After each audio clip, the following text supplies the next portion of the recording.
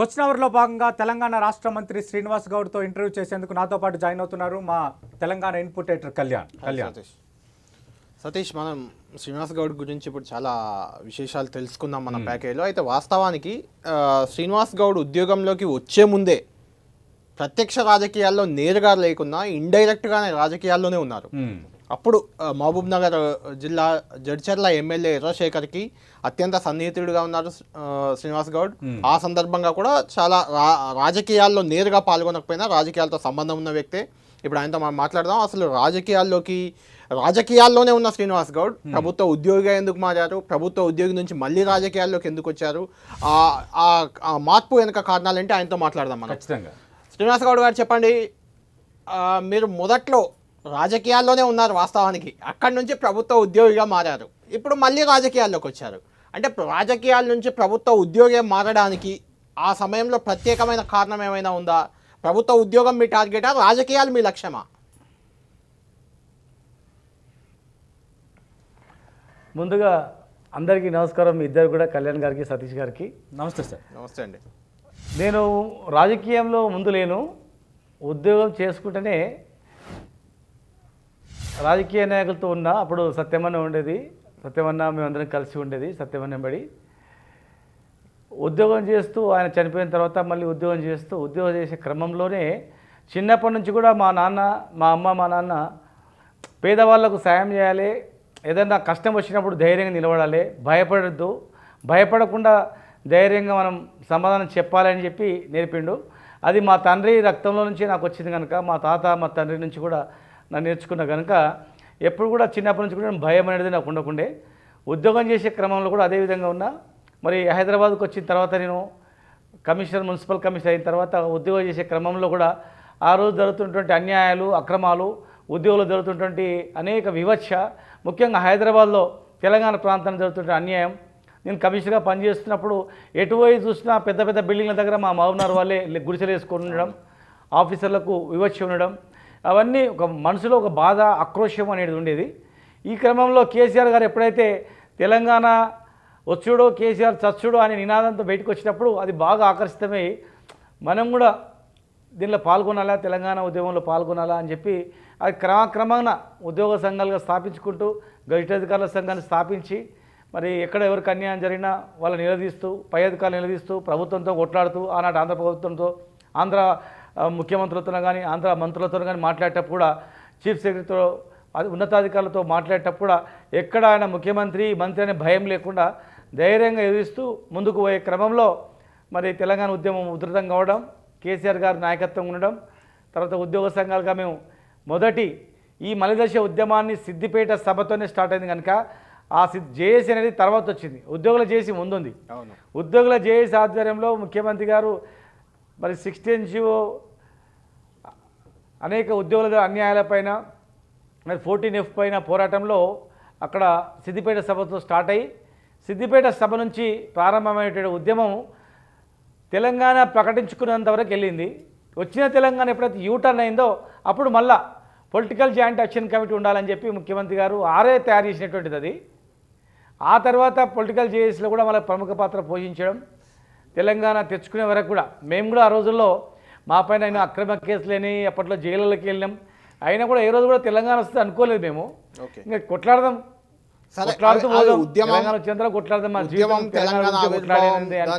దాని గురించి మనం మాట్లాడదాం. అయితే మీరు ఎర్ర సత్యం గారితో చాలా సన్నిహితంగా రాజకీయాలకు దగ్గరగా ఉద్యోగిగా ఉన్నప్పుడు రాజకీయాల్లోకి రావాలన్న ఆలోచన అప్పుడు మీకు ఎప్పుడు రాలేదా? లేదు, రాజకీయాల గురించి ఎప్పుడు రావాలని లేదు మాకు. మా వంశంలో కూడా రాజకీయ వారసత్వం అనేటువంటిది ఎక్కడ కూడా లేదు. కాకపోతే ఏంటంటే 69 ఉద్యమంలో మా నాన్న 69 ఉద్యమంలో పాల్గొని ఇక్కడ ముసాపేటలో మా నాయన పైన పోలీసులు దాడి చేసి ఆయన తుపాకీ 303 కత్తి ఉన్న ముందరున్న తుపాకీతో పడేసి కొత్తగూడ పోలీస్ స్టేషన్ పడేసి వెళ్ళిపోయారు ఆయన.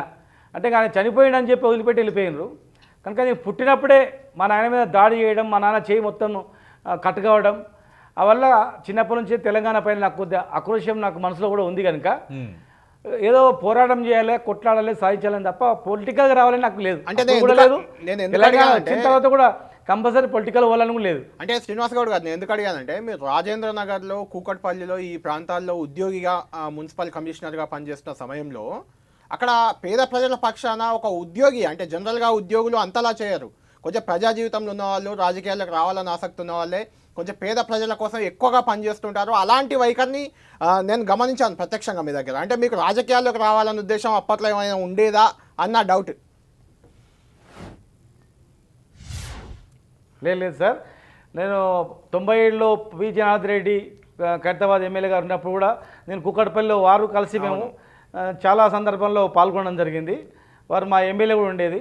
అప్పుడు కూడా నేను అక్కడ పనిచేస్తున్నప్పుడు అల్వాల్ కమిషనర్గా పనిచేస్తున్నప్పుడు కూడా వారు నా దగ్గర అనేది ఏదైనా పేదలకు దయతో సాయం చేయడం, ఆర్థికంగా సాయం చేయడం, చదివించడం, పేదవాళ్ళకు ఆరోగ్యం బాలేదంటే కూడా చూపించడం అనేది ఆ పేదరికం అనేది నా గ్రామం నుంచే చూస్తే కనుక చిన్నప్పుడు మా గ్రామంలో పడుతున్న కష్టాలు, ముఖ్యంగా దళితులు, ఎస్సీ ఎస్టీలు, చిన్న చిన్న రైతులు వాళ్ళ కష్టాలన్నీ చూసినా కనుక పేదలకు సాయం చేయాలనేటువంటి తపన నాకు అప్పటి నుంచి ఉండేది. అప్పుడు 97-98లో పి జనార్దన్ రెడ్డి గారు కూడా అనేది ఫ్యూచర్లో నువ్వు పాలిటిక్స్లో రావాల్సి వస్తుంది అంటే కూడా నవ్వుకుంటే ఆయనకు చెప్పేది, వద్దు సార్ మీరు ఉన్నారు కదా మేము ఇట్లే పోరాటం చేస్తాం సమస్యల మీద అని చెప్పనేది. అనుకోకుండా మరి తెలంగాణ రావడం అనేది కేసీఆర్ గారి ఆధ్వర్యంలో తెలంగాణ రావడం, మరి కేసీఆర్ గారు అంటే ఇంటి వ్యక్తిలాగా నేను ఉండేది వారికి, వాళ్ళ ఇంట్లో కొడుకులాగా. ఉద్యమ సమయంలో చాలా సందర్భాల్లో కూడా నన్ను ఆ హిమాంశితోనే నన్ను పోలుస్తుండే, అరే ఆ మనవంతోన కొడుకులాగా నన్ను పోలుస్తుండే, నన్ను కొడుకులాగా. కనుక చాలా సందర్భంలో ఇగో ఆ హిమాంశి గాడు ఇంట్లో అయినాడు, బయట ఉద్యమంలో నేను ఒకటి చెప్తా వీడు ఇంకెక్కువ చేస్తుంటాడు అని చెప్పి ఒక కుటుంబ సభ్యులాగా భావించేది అనమాట. అంటే అప్పుడు నేను అనుకునేది, అరే కేసీఆర్ గారు ఒక కొడుకు మనవంతో కొడుకుతో పోల్చుకున్నాడు, రేపు పొలిటికల్గా ఆయన సీఎం అయితే మా ఇంట్లో నేను ఉన్నట్లుంటుంది కదా, సరే అని చెప్పి ఆ కుటుంబంలో నేను ఒక సభ్యులు కదా, ఆయనతో పాటు ఉండాలా, ఉద్యమంలో ఉన్న రాజకీయంలో కూడా ఆయనతో పాటు ఉండాలా, వారికి నేను చేదోడు వాదోడుగా నేను కూడా ఆయనకు సాయం చేయాలనేటువంటి ఆలోచన నాకు తెలంగాణ వచ్చిన తర్వాత, వారు పిలిచిన తర్వాత నాకు ఐడియా వచ్చింది. కానీ ఆ ఉద్యమ సమయంలో చాలామంది అడిగింది నన్ను. తెలంగాణ రాకముందు కూడా కూకట్పల్లికి కమిషనర్గా పనిచేస్తున్నప్పుడు కూడా అక్కడ నేను ఎమ్మెల్యేగా నిలబడాలని చాలామంది కూడా ప్రోత్సాహం చేయడం జరిగింది.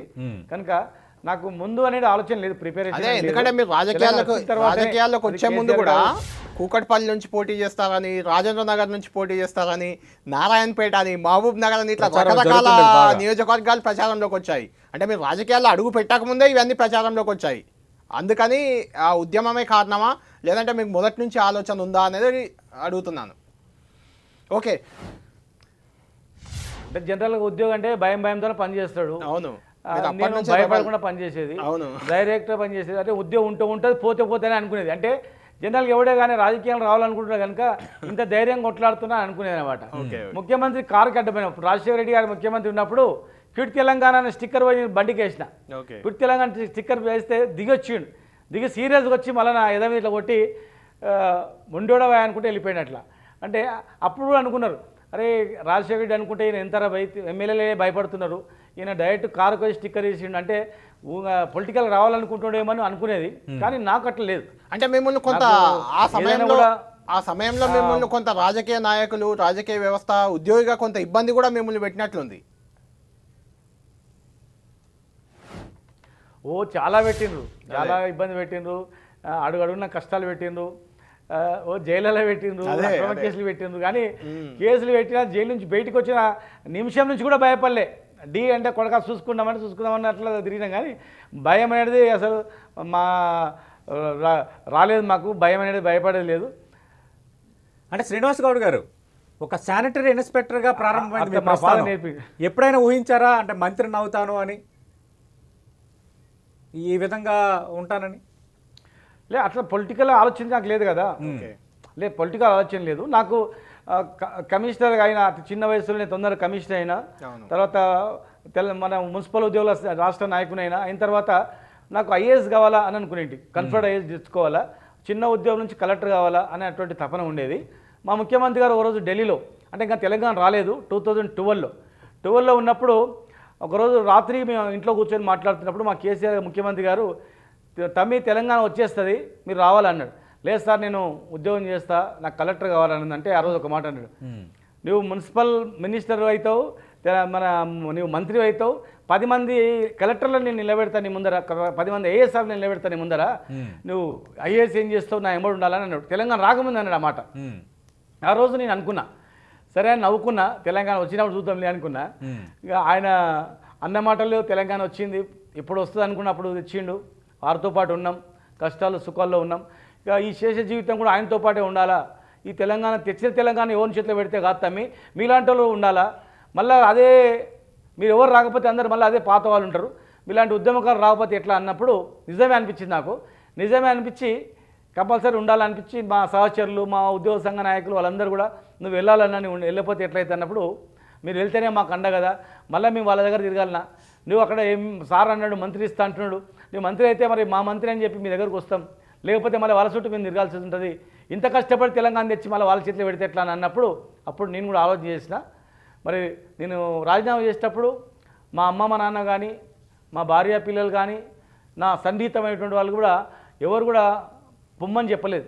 వద్దు, చాలా కుళ్ళు రాజకీయాలు ఉంటాయి, రకరకాల ఇబ్బందులు పెడతారు, నీ మెంటాలిటీ కష్టం ఉంటుంది, ఈ అన్నిటికి అడ్జస్ట్ కావాలంటే నీకు కాలేవు, వద్దు, చాలా రకరకాల ఆరోపణలు చేస్తుంటారు రాజకీయంగా, నువ్వు మంచిగా ఇన్ని రోజులు కష్టపడ్డావు, చిన్నప్పటి నుంచి కష్టపడుకుంటూ వచ్చినావు, ఉద్యమంలో కష్టపడ్డావు నిద్ర లేకుండా, కనీసం ఇప్పుడన్నా ఫ్రీగా ఉండని అన్నారు వాళ్ళు. కానీ చాలామంది బయట వ్యక్తులు కానీ తర్వాత మిగతా వాళ్ళు కానీ కేసీఆర్ గారు ముఖ్యంగా లేదు కష్టపడి తెలంగాణ మళ్ళీ ఉంచి చేతిలో పెడితే ఎట్లయితుంది మీరు రాకపోతే ఎట్లా అన్నప్పుడు అప్పుడు నేను ఆలోచన చేసుకొని మళ్ళీ మా టీజీఓ నాయకులతో అందరితో ఆలోచన చేసుకొని వాళ్ళందరూ ధైర్యం చెప్పి వెళ్ళాలని అయితే మేము ఉంటామన్నప్పుడు అప్పుడు నేను రాజకీయాలు రావడం జరిగింది. అంటే కొడుకు సక్సెస్ అయ్యాడని తల్లిదండ్రులలో ఉద్యమంలో ఎట్లా చేసినో పుత్రోత్సాహం కనిపిస్తుందా ఇప్పుడు? అప్పుడు ఎవరైతే వద్దన్నారో ఇప్పుడు మీరు 2 సార్లు ఎమ్మెల్యేగా గెలిచారు, మంత్రి అయ్యారు, అలాగే 1969లో మీ నాన్నగారికి జరిగిన ఇన్సిడెంట్ను కూడా మీరు గుర్తుకు తెచ్చుకున్నారు. అప్పుడే 69లో నేను పుట్టిన, 1916 తెలంగాణ ఉద్యమంలో నేను పుట్టిన. మా నాన్న ఇన్సిడెంట్ అయిన అప్పుడు చిన్న పిల్లోని 2 రోజుల పిల్లోని అనమాట ఇన్సిడెంట్ అయినప్పుడు. అయితే వీడు పుట్టగానే వాళ్ళ నాన్న మీద దాడి చేసిండ్రు అని చెప్పి ఒక ఆరోపణ కూడా నా మీద బాగుండేది అనమాట. అట్లా ఈరోజు మా నాన్న ఫుల్ గర్వపడతాడు, మా తండ్రి మా తల్లిదండ్రులు అయితే అరే నేను జన్మనిచ్చిన బిడ్డ ఇంత పెద్దోడు అయ్యింది అనేది మా అమ్మనైనా చాలా సంతోషపడతారు. ఓకే, దేవుడు అనేటోళ్ళు ఎవరో లేదు, వాళ్ళే దైవం కనుక నాకు దేవుని కూడా ఎక్కువ నేను నేను దైవంగా వాళ్ళిద్దరే నాకు. ఇక మా పిల్లలు కానీ మా భార్య పిల్లలు కానీ మా మా తమ్ముడు కానీ మా చెల్లెలు కానీ మా సన్నిహిత కుటుంబ సభ్యులు కానీ నేను ఎదగడానికి మా ఉద్యోగ సంఘంలో ఉన్నటువంటి మా నాయకులు కానీ వాళ్ళందరూ కూడా చాలా గొప్ప ఫీల్ అవుతారు. సార్ చిన్నప్పటి నుంచి కష్టపడుకుంటూ వచ్చినావు, ఉద్యోగంలో కాంప్రమైజ్ కాలేదు, నిన్ను చూసే మేము అందరం ఉద్యమంలో దిగినాం, లేకపోతే ఉద్యోగులందరూ భయపడుతుండ్రి, నువ్వు ధైర్యంగా ఇచ్చినందుకే ఉద్యోగులందరూ ఆ రోజు వచ్చిండ్రు, మరి అలా మంత్రి అయినావు, మాకు చాలా హ్యాపీ ఉంది సార్ అని చెప్పి చాలామంది హ్యాపీ అవుతారు. అంటే ఒక సామాన్యుడు సామాన్య జీవితంలో ఒక టీచర్ కొడుకుగా ఉండి రాజకీయ నేపథ్యం లేనటువంటి వ్యక్తి ఒక కమిట్మెంట్తో ధైర్యంగా పేద ప్రజలకు ఉద్యోగం చేసేటప్పుడు సాయం చేసుకుంటున్న వ్యక్తి, మంచి మనసు ఉంటే ఆ వ్యక్తి ఏడికైనా రాగలుగుతాడు. ఒక కమిట్మెంట్ ఉన్న వ్యక్తిని ఎన్ని చెడ్డగా చుట్టుముక్కల వాళ్ళు ఎన్ని ఇబ్బంది పెట్టాలనుకున్నా కూడా అవి తాత్కాలికమవుతాయి, ఖచ్చితంగా ముందుకు పోతాడని చెప్పడానికి నా జీవితమే ఒక ఉదాహరణ. కనుక ఇలా నాకు కూడా అలుపెరగని తిరుగుకుంటూ కష్టపడుతున్నా కూడా నాకు అలసట అనేది నాకు కూడా అనిపించదు. చాలామంది కూడా నాకు మహబూబ్నగర్లో నా ఎంబడి తిరిగిన వాళ్ళు మా చైర్మన్లు నా మిత్రులు అందరూ కూడా 2 రోజులు తిరిగితే 3వ రోజు రారు నా ఎంబడి, మళ్ళీ వంతులు పెట్టుకుంటారు. కానీ నాకు మాత్రం అలసట అనేది ఉండదు. రాత్రి 12 గంటలకు వచ్చినాం, కొత్తగూడెం ఖమ్మం భద్రాచలం తిరిగి మళ్ళీ 6 గంటలకు వచ్చినాం, మళ్ళీ 12 ప్రతిరోజు కంపల్సరీ 12 తర్వాత నిద్రపోతాను, నేను 6 గంటలకు లేస్తాను. నేను శ్రీనివాస్ గౌడ్ గారు ఇప్పుడు ఉద్యోగిగా ఎంత పని చేస్తుంటే పేద ప్రజల నుంచి ఎంత సాయం చేస్తుంటే అంత ఆనందం అనిపిస్తుంది. ఉద్యోగిగా మీరు విధి నిర్వహణలో మీదైన మార్కు చూపించారు. అదేవిధంగా తెలంగాణ జేఏసీలో కూడా మీరు చాలా కీలకంగా ఉన్నారు. తెలంగాణ గెజిటెడ్ అధికారుల సంఘం అధ్యక్షునిగా, జేఏసీలో కో చైర్మన్గా కూడా మీరు పనిచేశారు. ఆ సమయంలో ముఖ్యంగా 4 పేర్లు మనకు వినిపించేది తెలంగాణ ఉద్యమం మొత్తంలో. కేసీఆర్ను పక్కన పెడితే జేఏసీలో కోదండరాం, శ్రీనివాస్ గౌడ్, దేవి ప్రసాద్, స్వామి గౌడ్, ఈ 4 ఉద్యమానికి 4 భుజాలపై మోసారు అని మీకు ఒక మార్క్ ఉండేది. అయితే ఇప్పుడు చూస్తే కోదండరాం ఒకవైపు వెళ్ళిపోయారు, స్వామి గౌడ్ మరోవైపు వెళ్ళిపోయారు, ఇప్పుడు దేవి ప్రసాద్ మీరు మాత్రమే టీఆర్ఎస్లో మిగిలారు. అంటే వాళ్ళను ఒక రకంగా వాళ్ళు ఇప్పుడు మీకు ప్రత్యర్థులు, కోదండరాం కానీ స్వామి గౌడ్ గారు కానీ, వాళ్ళని ఎదుర్కోవడానికి మీకు కొంచెం ఏమైనా ఇబ్బందిగా అనిపిస్తుందా? ఎలా వాళ్ళకి ఏం చెప్తారు? వాళ్ళ వైఖరి ఎలా ఉందనుకుంటున్నారు ఇప్పుడు?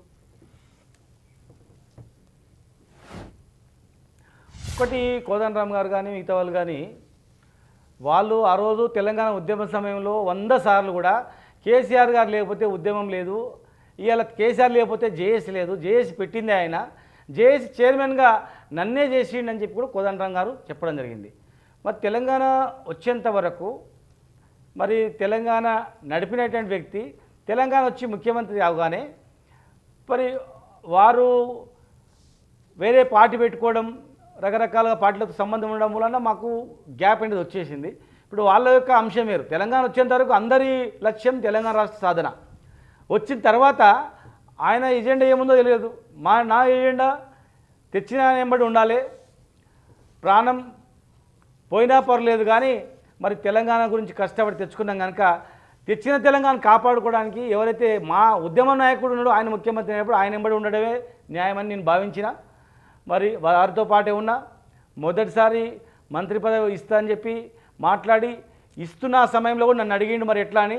సార్, తెలుగుదేశం పార్టీ టీఆర్ఎస్ పార్టీని మన పార్టీని కొంటుందని చెప్తున్నారు కదా, మరి ఆ పార్టీ వాళ్ళకే మంత్రి పదవులు ఇస్తానని ముఖ్యమంత్రి గారు మరి కేటీఆర్ గారు అడిగినప్పుడు మనకు పదవి లేకున్నా సరే ముందు నా పదవి వాళ్ళకి ఇచ్చేయండి సార్, వాళ్ళని మనం తీసుకోవాల్సిన అవసరం ఉందని చెప్పి ఆ రోజు చెప్పిన నేను.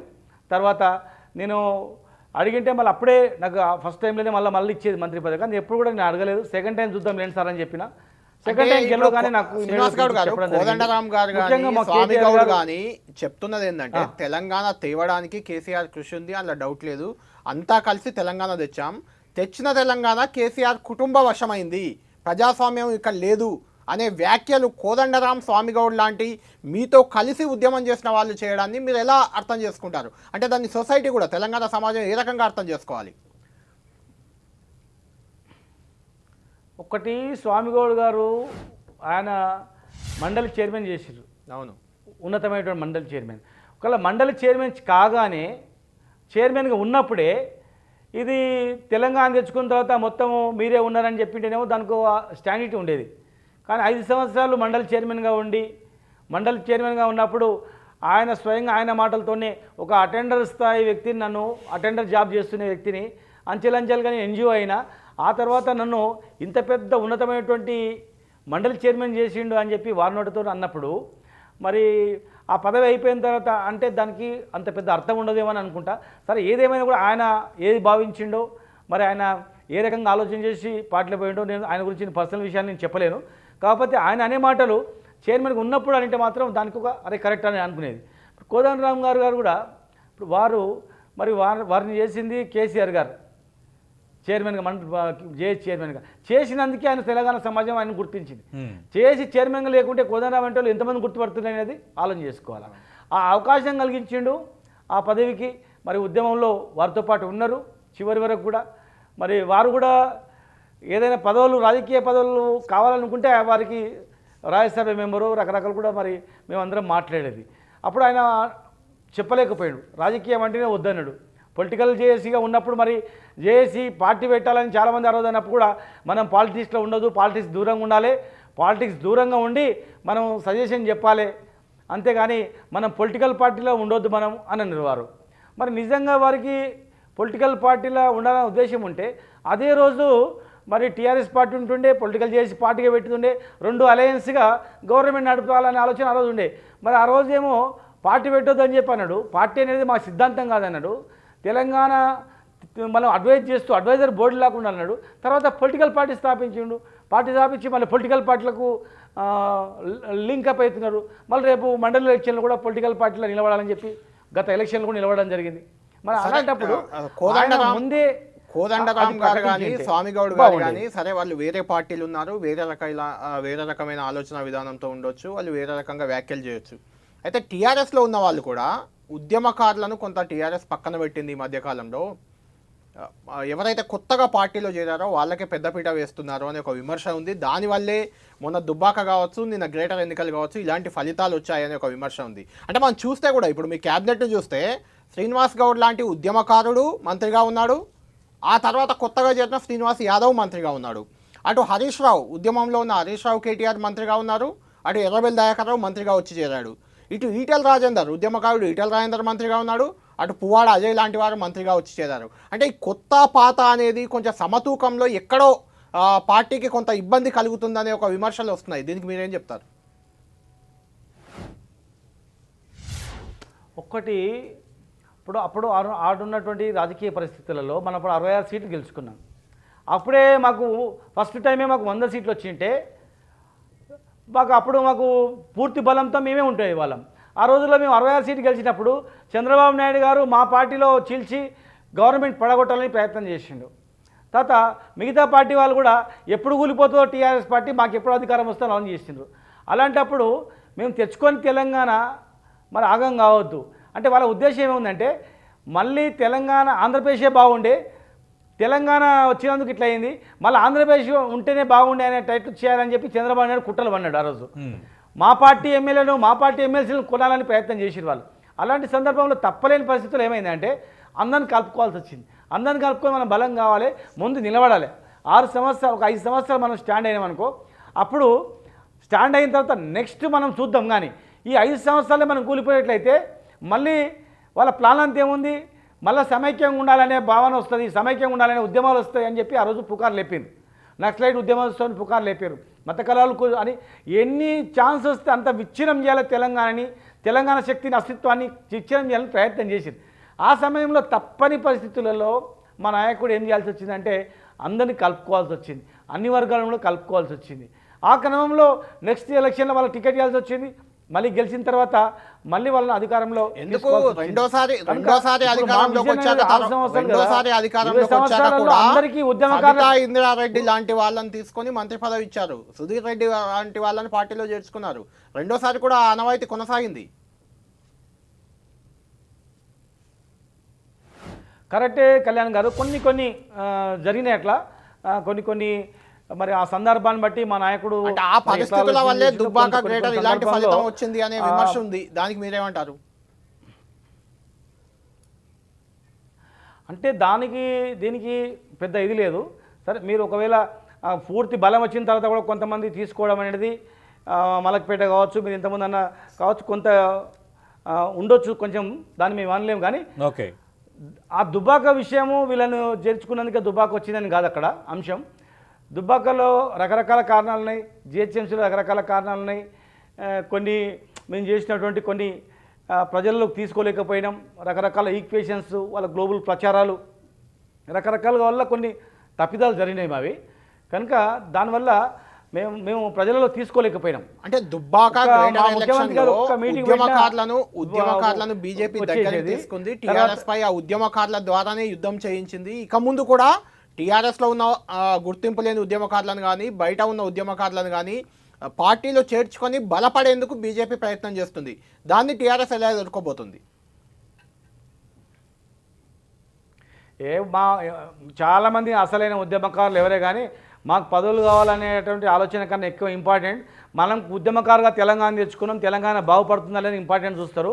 తెలంగాణ విచ్ఛిన్నం అయితే భరించే ఉద్యమకారుడు ఎవడు కూడా లేరు. సొంతంగా ఎవరైనా అరే మాకు పదవి రాకపోవచ్చు, రాలేదు అని ఆతృతతో ఏమైనా చేయొచ్చు. కానీ చాలామంది ఉద్యమకారులు అరే ఇలా కాకపోతే రేపు వస్తుంది, గ్యారెంటీగా మాకు పదవి వస్తుంది, మమ్మల్ని మర్చిపోడు కేసీఆర్, లెక్క ఉంటుంది, పైసా లెక్క ఎట్లా ఉంటుందో మేము చేసిన కష్టానికి లెక్క కేసీఆర్ చేస్తారనే నమ్మకం చాలా ఉంది. ముఖ్యంగా మా కేటీఆర్ గారు ఎప్పుడైతే యూత్లో తర్వాత ఎక్కువ పార్టీని పట్టించుకొని టైం ఇచ్చి ఎప్పుడైతే చేస్తున్నాడో అప్పుడు ఇంకా విశ్వాసం కలిగింది. అంటే మీరు ఇంకొకటి విశ్వాసం అంటే బిజీ ఉన్న కేటీఆర్ గారు మమ్మల్ని పట్టించుకుంటే విశ్వాసం కలిగింది. అట్లా ఏం పనికిరావు. అయితే మీరు కేటీఆర్ గారు విశ్వాసం అని చెప్తున్నారు, అంటే ఈ మధ్యకాలంలో కొంత మీరే మొదలు పెట్టారు, అది శ్రీనివాస్ గౌడ్ మొదలు పెట్టాక చాలామంది కూడా అందుకున్నారు. కేటీఆర్ ముఖ్యమంత్రి కావాలి, యువ నాయకుడు రావాలి అని ఒక డిమాండ్ మీ పార్టీలో చాలా పెద్ద ఎత్తున గత 15 రోజులుగా నెల రోజులుగా అయితే చాలా ఎక్కువ జరుగుతుంది. అంటే మా దగ్గరనే 10 టీవీ లైవ్లోనే ఈటల రాజేందర్ లాంటి సీనియర్ నేత కూడా అన్నారు కేటీఆర్ ముఖ్యమంత్రి అయితే తప్పేంటి అని. నిజంగానే తప్పేం లేదు, ఎవరు తప్ప అనట్లేదు. అవుతారా, ఎప్పుడు అవుతారు? ఖచ్చితంగా అవుతాడు. కేసీఆర్ గారు తర్వాత నెక్స్ట్ కేటీఆర్ గారు అవుతారు. ఎప్పుడు అవుతారు అనేది మా నాయకుడు నిర్ణయిస్తాడు. ఎందుకంటే ఒక పార్టీలో మాది లక్షలాది మంది కార్యకర్తలు ఉన్నటువంటి పార్టీ, ఉద్యమం చేసినటువంటి పార్టీ కనుక చాలామంది యువకులకు ఒక విజన్ అనేది కనపడాలి, పార్టీ విజన్ అనేది. అరే కేసీఆర్ ఉన్నాడు, తర్వాత ఎట్లా నెక్స్ట్ ఎవరు మళ్ళీ పార్టీని ఎవరు మళ్ళీ లీడ్ తీసుకుంటారు అంటే నెక్స్ట్ మాకు కేటీఆర్ అని చూపించుకోవడానికి చెప్పుకోవడానికి సమర్థవంత నాయకుడు అని చెప్పుకోవడానికి మా దగ్గర అనేక రకాలుగా శ్రీనివాస్ గౌడ్ గారు, ఆయన పట్ల మీరు- ఉన్నటువంటి మీరు ప్రజల అది కాదు. అభిమానం కావచ్చు, యువత ఖచ్చితంగా అభిమానం కావచ్చు, ఖచ్చితంగా అనేక విధానం కావచ్చు, ఆయన కేసీఆర్ mentality తర్వాత కావచ్చు. కేసీఆర్ తర్వాత కేటీఆర్ ఖచ్చితంగా అవుతారు, అందులో అనుమానం లేదు. అయితే ఇప్పుడు జరుగుతుంది అది కాదు కదా, కేసీఆర్ ను తప్పించో లేకుంటే కేసీఆర్ తప్పుకొనో కేటీఆర్ కావాలంటున్నారు కదా. చిచి కేసీఆర్ తప్పించాలనే వ్యక్తి మా తప్పుకొని, పార్టీ ఎవ్వడు లేరు, అంటే తెలంగాణ తప్పుకొని, కూడా ఎవరు లేరు. కేసీఆర్ ఆయన తప్పుకొని దేవుడు. కేటీఆర్ కావాలి. ఆయన తప్పించండి తప్పుకొని అంటే ఆయన తప్పుకొని ఆయన ఎక్కడ పోతాడు మొత్తం తెలంగాణ, ఆయన ఊపిరే తెలంగాణ కాకపోతే దాన్ని చుట్టూ ఉంటాడు. మొత్తం ఎట్లా డెవలప్ చేయాలి ఏం చేయాలనే దాని మీద విజన్ మీద ఉంటాడు. ఇలా చాలామంది ఏంటంటే పబ్లిక్ కలుస్తలేడు, మాకు అందుబాటు లేడు అవన్నీ అంటున్నందుకు సరే అందుబాటులో ఉండే వ్యక్తి ముందర పెడతా, తర్వాత తెలంగాణకి ఏమేమి ప్లానింగ్ చేయాలో చేస్తా అనేటువంటిది ఉంటుంది. కానీ ఆయన లేని తెలంగాణ ఎక్కడిది ఊహించుకుంటామా? కేసీఆర్ లేని తెలంగాణ కానీ కేసీఆర్ గారు లేనటువంటి మా పార్టీ కానీ ఉండదు, ఊహించుకోం. ఇక్కడ చూస్తాడు, అవసరం అనుకుంటే కేంద్రం మీద దృష్టి పెడతాడు, కేంద్రం మీద వాళ్ళు అనుకూలిస్తే సహాయతతో నిధులు తెచ్చుకోవడమో, లేదు ఉపయోగించుకోకపోతే దేశవ్యాప్తంగా ఇంజనీరింగ్ చేయడమో ఆ విజన్ మీద ఉంటాడు. కానీ తెలంగాణ వైపే ఆయన ప్రాణం ఉంటుంది. కానీ ఆయన ఏమో రిటైర్డ్ అయినా అని ఇంట్లో కూర్చునే వ్యక్తి కాదు. ఆయన ఊపిరి ఉన్నంత వరకు, శ్వాస ఉన్నంత వరకు తెలంగాణ అభివృద్ధి లక్ష్యమైన ఆయన ఏం చేసినా తెలంగాణ గురించి చేస్తారు. కనుక ఆయన తప్పిదామని కాదు. ఇలా దుబాకల ఓడిపోయిన తర్వాత అందరూ ఏమంటారు, అరే ముఖ్యమంత్రి గారు కలుస్తలేరు, ముఖ్యమంత్రి గారు అందుబాటులో ఉండలేరు. ఇలా కేటీఆర్ గారు అందుబాటులో ఉండి ఎమ్మెల్యేలకు కార్యకర్తలకు ఎంత అందుబాటులో ఉండి పనిచేసినా కూడా ఆయనకు ఒక హోదా అనేది లేదు కనుక, ముఖ్యమంత్రి అనే హోదా లేదు కనుక క్వశ్చన్ చేస్తున్నారు. అందుకే ఆ క్వశ్చన్ చేస్తున్నందుకు ముఖ్యమంత్రిగా తీర్చేటువంటి పనులన్నీ చేసినా కూడా హోదా లేనందుకు దాన్ని గుర్తిస్తలేరు కనుక ముఖ్యమంత్రి గారు కూడా ఆలోచన రావచ్చు ఏమో. సరే ఆయన ఒక ఏదో ఒక ఫేమ్లో ఉంటాడు తెలంగాణకు. ఈయన ముఖ్యమంత్రి అయినా కూడా ఏదో ఒక తెలంగాణ అభివృద్ధి అనేది ఆయన ఆలోచన లేని మేము ఎవరమేం ఏది కావాలని ఆయన ఆలోచన, ఆయన ప్లానింగ్, ఆయనకు ఉన్నటువంటి తెలివితేటలు ఎవరు కూడా లేవు మా దగ్గర. కనుక ఆయన చెప్తాడు, ఒక ముఖ్యమంత్రి హోదాలో ఈయన ఉంటాడని మేము భావిస్తూ ఉన్నాం. అది ఎప్పుడు అనేది మా ముఖ్యమంత్రి గారిని నిర్ణయిస్తారు దానికి. అంటే శ్రీనివాస్ గౌడ్ గారు ఇందాకలా ఈ ఉద్యమకారుల గుర్తింపు ఈ అంశాలకు సంబంధించి కళ్యాణ్ కొన్ని ప్రశ్నలు మీకు సంధించారు. కానీ 2018 ఎన్నికలకు ముందు పార్టీల ఉద్యమకారులకు గుర్తింపు దక్కటం లేదు, బీసీలకు సరైన గౌరవం దక్కలేదని మీరు కూడా కొన్ని వ్యాఖ్యలు చేశారు. అప్పట్లో అవి సంచలనం అయ్యాయి. అంటే మీరు కూడా కొంత సఫికేషన్ ఫీల్ అయ్యారా అప్పట్లో? ఆ తరహాగా కొంత గాడి తప్పుతోంది, మనం అనుకున్న లక్ష్యం ఏంటి, జరుగుతుంది ఏంటని ఏమైనా ఫీల్ అయ్యారా? అట్లే నేను బీసీలకు న్యాయం జరుగుతుందని చెప్పలేదు, ఎక్కువ ప్రిఫరెన్స్ ఇవ్వాలని చెప్పినాను. ఇప్పుడు చెప్తున్నా, ఈ జనాభాలో 56% గలటువంటి బీసీ అట్టడుగు వర్గాల జాతులు, 80% గల ఎస్సీ ఎస్టీ బీసీ వర్గాల జాతులు, వాళ్ళు రాజకీయంగా ఇంకా ఎదగాల్సిన అవసరం ఉంది. వాళ్ళు అన్ని రకాలుగా చేయాల్సిన అవసరం ఉంది. అగ్రవర్గాలు ఉన్నటువంటి ఇంటలెక్చువల్ పేదవాళ్ళు కూడా ఉన్నటువంటి వాళ్ళకే కాకుండా కొత్త వాళ్ళు కూడా అవకాశం కలిగించాలనేటువంటి భావన మాకు ఆ రోజుల్లో కూడా ఉంది, ఈ రోజుల్లో కూడా ఉంది. ఈరోజు రేపు నామినేటెడ్ పోస్టులలో కూడా ఈ వర్గాల వాళ్ళకే ఇస్తున్నారు. బీసీలలో కూడా అట్టడుగు వర్గాల వాళ్ళు చాలామంది ఉన్నారు. ఎమ్మెల్యేలు కానటువంటి వాళ్ళు ఇప్పటివరకు కూడా, జిల్లా పరిషత్ చైర్మన్ కానీ, ఒక సర్పంచ్ కానీ కానటువంటి చిన్న చిన్న కులాల వాళ్ళు కూడా ఉన్నారు. వాళ్ళు కూడా రాజకీయ హోదా ఉండాలి చేయాలనేటువంటి ఆలోచన ఉంది. మరి మా కేటీఆర్ గారు కూడా ముఖ్యంగా వారికి కూడా రేపు నామినేటెడ్ పోస్టులలో మనం సార్లు చెప్పి ఈ చిన్న చిన్న వర్గాలకు ఇప్పియాలి, మనం చేయాలనేటువంటి ఆలోచన మాత్రం కూడా షేర్ చేసుకోవడం జరిగింది. కనుక ఆ రోజు కూడా చెప్పినాం, ఈ రోజు చెప్తున్నాం. ఈరోజు గతంలో ఎన్టీ రామారావు వారు ముఖ్యమంత్రిగా ఉన్నప్పుడు ఈ చిన్న చిన్న వర్గాలకు కొద్ది సాయం చేస్తేనే ఈరోజు ఇప్పటివరకు గుర్తుపెట్టుకుంటారు. కనుక మా పార్టీ ఇంకా చాలా రోజులు కూడా లైవ్లో ఉండాలా, చాలా రోజులు ఎన్నో అభివృద్ధి కార్యక్రమాలు చేసుకోవాలా. మేము ఒక 20 సంవత్సరాల రోడ్ మ్యాప్ మాకుంది. బంగారం టోటల్లో అగ్రికల్చర్ డెవలప్ అయిపోయింది, రేపు ఇంకా అనేక రంగాలు డెవలప్ అయ్యేది ఉంది. కనుక ఖచ్చితంగా కూడా అన్ని వర్గాలకు, సంపన్న వర్గాలకు ఈ చోటు ఉండాలి ప్రభుత్వం ఉన్నటువంటి భావన. కనుక ఈ 6 సంవత్సరాలు మేము చేయలేకపోయినాం, 5 సంవత్సరాల్లో అనుకున్నది చేయలేకపోయినాం. ముఖ్యమంత్రి గారు డెవలప్మెంట్ మీద దృష్టి పెట్టడం జరిగింది. ఇప్పుడు ఈ ఎలక్షన్ తర్వాత మరి కరోనా కన్నా ముందే ఆలోచన చేసింది. యాక్చువల్గా వీళ్ళందరూ చేయాలనే లోపలనే ఈ సంక్షోభం రావడం, రకరకాల ఈక్వేషన్ వల్ల కొద్దిగా లేట్ అయింది. కానీ ముఖ్యమంత్రి గారు మాకు చెప్తున్నా కదా, ఉద్యమకారులను మర్చిపోడు, పేద వర్గాలను మర్చిపోడు, అగ్రవర్గాలు ఉన్నటువంటి పేదలకు కూడా ఏమేమి సాయం చేయాలి, ఎట్లా చేయాలి అనేటువంటి ఆలోచన విధానం, ఆయనకు సమగ్రమైనటువంటి ఆలోచన విధానం ఉంది. కనుకనే మన అగ్రవర్గాలకు రిజర్వేషన్ కావచ్చు, అదేవిధంగా రైతు బంధు కావచ్చు, రైతు బీమా కావచ్చు, ప్రతి అంటే ఆయన పేరు చెప్పకపోవచ్చు కులాల ప్రాతిపదిక మీద, కానీ అన్ని వర్గాలకు అందరికి చేయాలనేటువంటి ఆలోచనే ఉంది. ఖచ్చితంగా అవుతుంది. మరి ఎస్సీలలో కూడా, ఎస్సీలలో మాదిగలకు సంబంధించినటువంటి నిరుద్యోగులకు కానీ వాళ్ళకు కూడా ఒక ప్రత్యేక నియమనం చేయాలనే ఆలోచన ఉంది. 70 ఏళ్ళు పరిపాలించారు వాళ్ళు. 70 ఏళ్ళు పరిపాలించి ఇలా మేము వచ్చిన 6 సంవత్సరాలనే ఇది కాలేదు అది కాలేదని చెప్పి ఎగేసి పొగేసి మాట్లాడితే మేము ఏం చెప్పలేము. అది మ్మ్. కొద్ది రోజులు ఆగితే తెలుస్తుంది కదా ఏమైతే అంటే బయట వచ్చే వ్యాఖ్యలు వేరు, అంతర్గతంగా పార్టీ నేతలు చేసే ఏం వ్యాఖ్యలు వేరు. చేయకుండా ఇప్పుడు గతంలో ఈటెల రాజేందర్ లాంటి నేతలు కొందరు వ్యాఖ్యలు చేసిన, అంతకుముందు మరికొంతమంది నేతలు మాట్లాడినా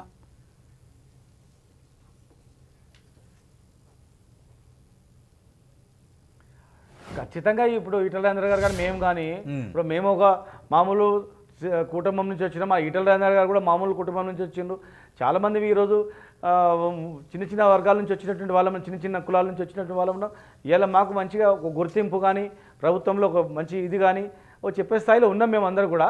ఇన్ ఫ్యూచర్లో ఇంకా చాలా మేము మా వాళ్ళని మా వర్గాలని అందరి వర్గాలని చేస్తాం. అన్ని కులాలకు అన్ని ప్రాధాన్యత ఉండాలి మా లక్ష్యం అది. ఖచ్చితంగా కూడా వెనకటి రోజులలో మొత్తం వాళ్ళే ముఖ్యమంత్రిగా మంత్రులుగా ఉండి రకరకాల ఆ సామాజిక వర్గంలో కూడా మంచి వాళ్ళు ఉంటే కూడా రానియకుండా వాళ్ళకు వాళ్ళే వాళ్ళ కుటుంబాల వాళ్ళే వచ్చేటట్లు ఉండేది. ఇలా ఆ పరిస్థితి లేదు. భవిష్యత్ తెలంగాణలో మంచిగా కొత్త వాళ్ళు ఎవరైతే ప్రజాభిప్రాయాల పట్ల మంచిగా ఉంటారో వాళ్ళని పికప్ చేసుకోవాలంటే ఆలోచన మా కేసీఆర్ గారికి కేటీఆర్ గారికి ఉంది.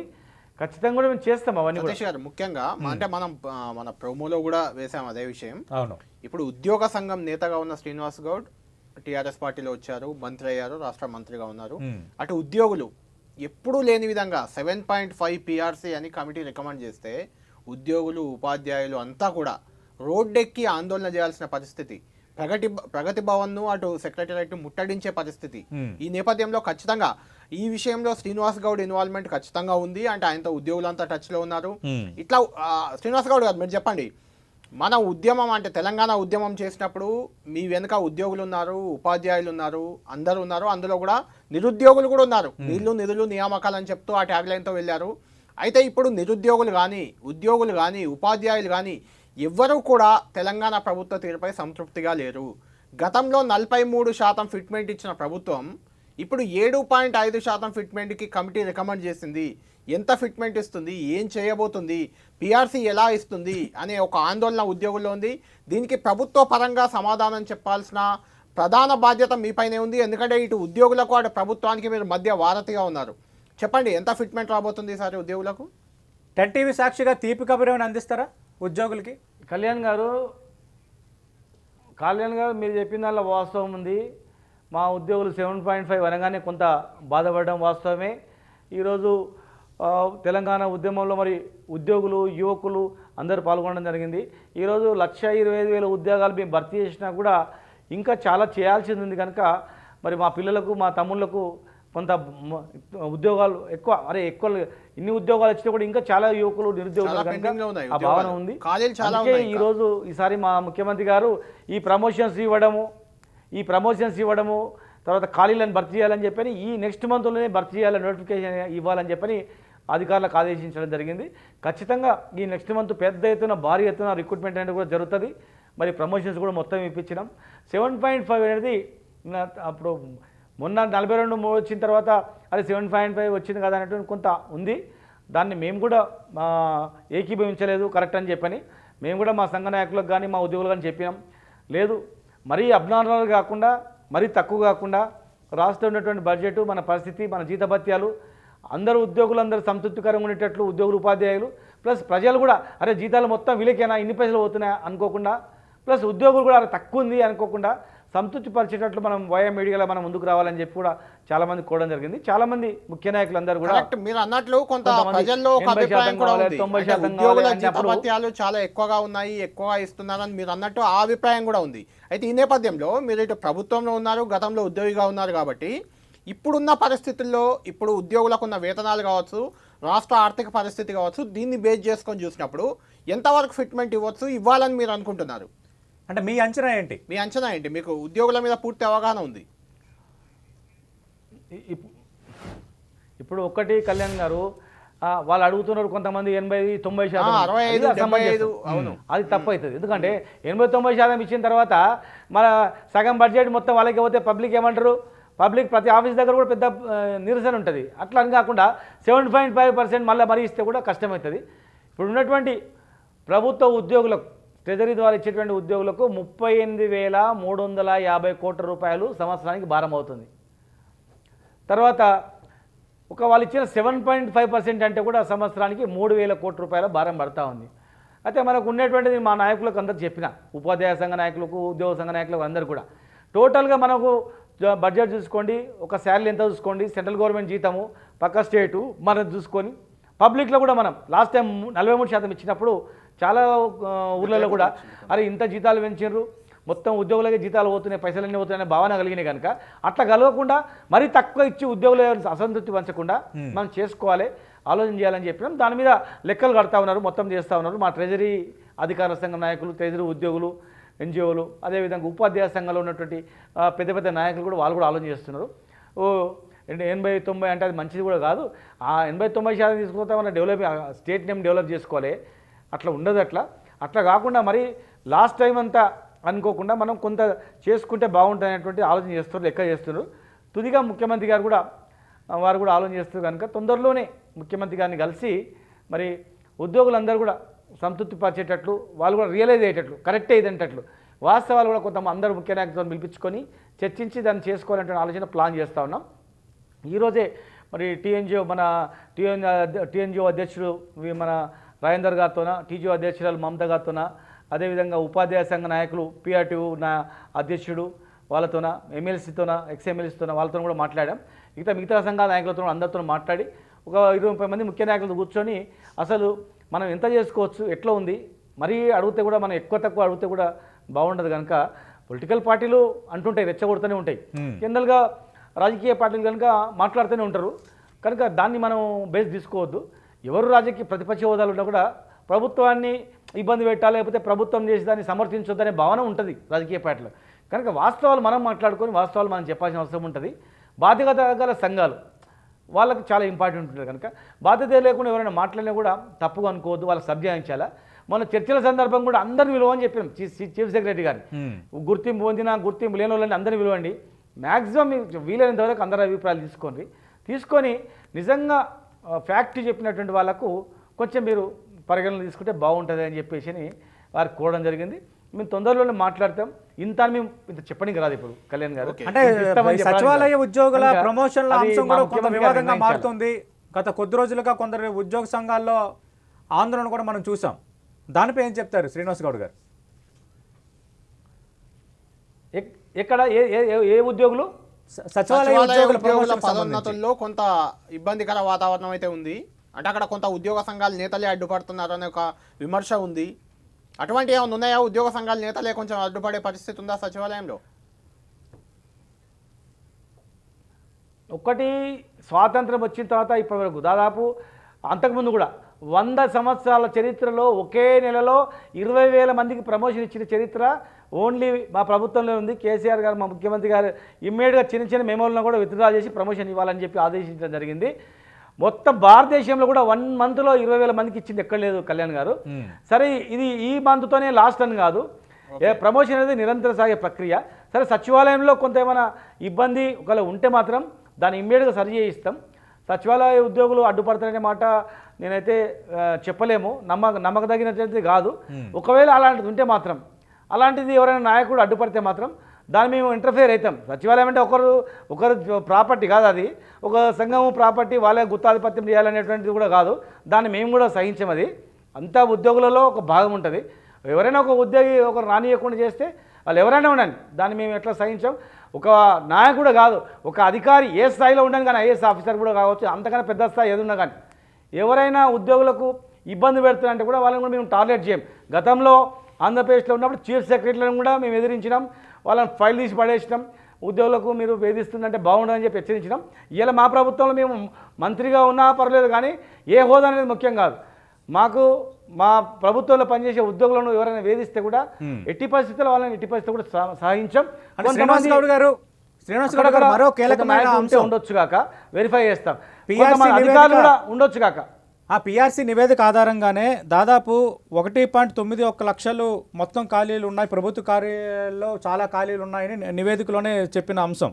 రాష్ట్రంలో మొత్తం పోస్టులు 4,91,304 ఉంటే ఇప్పుడు పనిచేస్తున్నారు 3,178 మంది అని. అంటే ఒక రకంగా చూస్తున్నప్పుడు 1,91,000 పోస్టులు ఖాళీ ఉన్నాయి, మీరేమో 50,000 పోస్టులు భర్తీ చేస్తామంటున్నారు. అదే సందర్భంలో నిరుద్యోగ భృతి ఇంకా ఇవ్వలేదు. అంటే రేపు పొద్దున్న ఈ ఖాళీలు భర్తీ చేయకుండా ఉద్యోగులకు పిఆర్సీకి సంబంధించి ఫిట్మెంట్ కానీ కొంత అడ్వాంటేజ్ మీరు ఇచ్చినా అటు నిరుద్యోగుల్లో కూడా కొంత అసంతృప్తి పెరిగే అవకాశం ఉంది. ఇప్పటికే కొంత అసంతృప్తి ఉంది. ఈ రెండింటిని ఎట్లా మేనేజ్ చేయబోతున్నారు? ఒకటి 50,000 పోస్టులు అనట్లేదు. ఎన్ని ఖాళీలు ఉంటే ముఖ్యమంత్రి గారు మొత్తం ఖాళీలు భర్తీ చేయాలనేది లక్ష్యం. స్టెప్ బై స్టెప్గా ఇప్పుడు కొన్ని 50,000 పోస్టులు గ్రూప్ 1, గ్రూప్ 2, గ్రూప్ 4 అట్లా ఉండొచ్చు. రిమైనింగ్ డిపార్ట్మెంట్ వారిగా ఉండొచ్చు.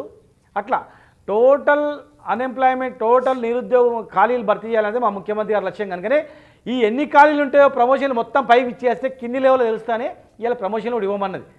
1 మంత్ టార్గెట్ పెట్టి ప్రతి ఒక్కరికి ప్రమోషన్ ఇవ్వాలనే లక్ష్యం ఏంటంటే ఖాళీలు పూర్తి స్థాయిలో గుర్తించి రిక్రూట్మెంట్ చేయాలన్నదే. కనుక మా ముఖ్యమంత్రి గారు టోటల్ ఖాళీలు భర్తీ చేస్తాడు, గ్యారెంటీగా చేస్తాడు.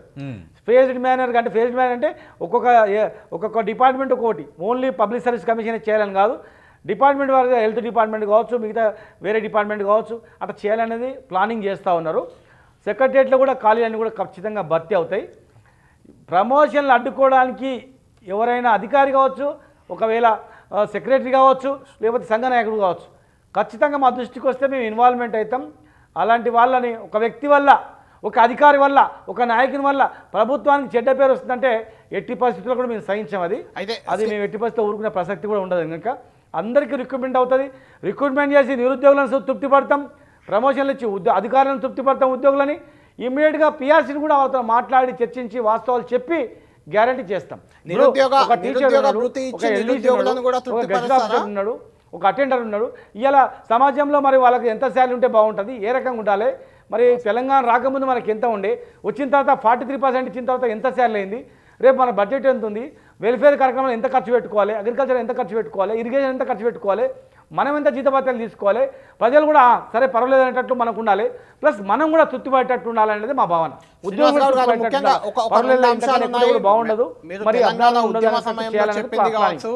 ఉద్యమ సమయంలో చెప్పింది కావచ్చు, మేనిఫెస్టోలు ఉన్నాయి కాబట్టి ఒక 2 అంశాలు మాత్రం చాలా ఇంపార్టెంట్ ఉంది. ఒకటి, కాంట్రాక్ట్ వ్యవస్థ, అవుట్సోర్సింగ్ వ్యవస్థపై గతంలో ఉద్యమ నేతగా ఉన్నప్పుడు కేసీఆర్ చాలా తీవ్రమైన వ్యాఖ్యలు చేశారు. అసలు కాంట్రాక్టు అవుట్సోర్సింగ్ అంటే అదొక వెట్టి చాకిరి, అది ఎలా ఉంటుంది, ఆ వ్యవస్థే తెలంగాణలో ఉండదు అని చెప్పారు. ఇప్పటికే అదే వ్యవస్థ కొనసాగుతుంది. కొత్తగా కూడా మీరు అవుట్సోర్సింగ్ కాంట్రాక్ట్ ఉద్యోగులను తీసుకుంటున్నారు. ఒకటి. రెండవది, నిరుద్యోగ భృతి ఇస్తామని చెప్పారు, ఇప్పటి వరకైతే ఇవ్వలేదు. ఇక ముందు ఏమైనా ఇచ్చే అవకాశం ఉందా? కళ్యాణ్ గారు 2 అంశాలు. ఒకటేమో మీరు చెప్పినటువంటి కాంట్రాక్ట్ ఉద్యోగులది పర్మనెంట్ చేద్దామని చెప్పి ముఖ్యమంత్రి గారు ప్రకటించారు. హైకోర్టులో వాళ్ళు కేసు వేసిండ్రు.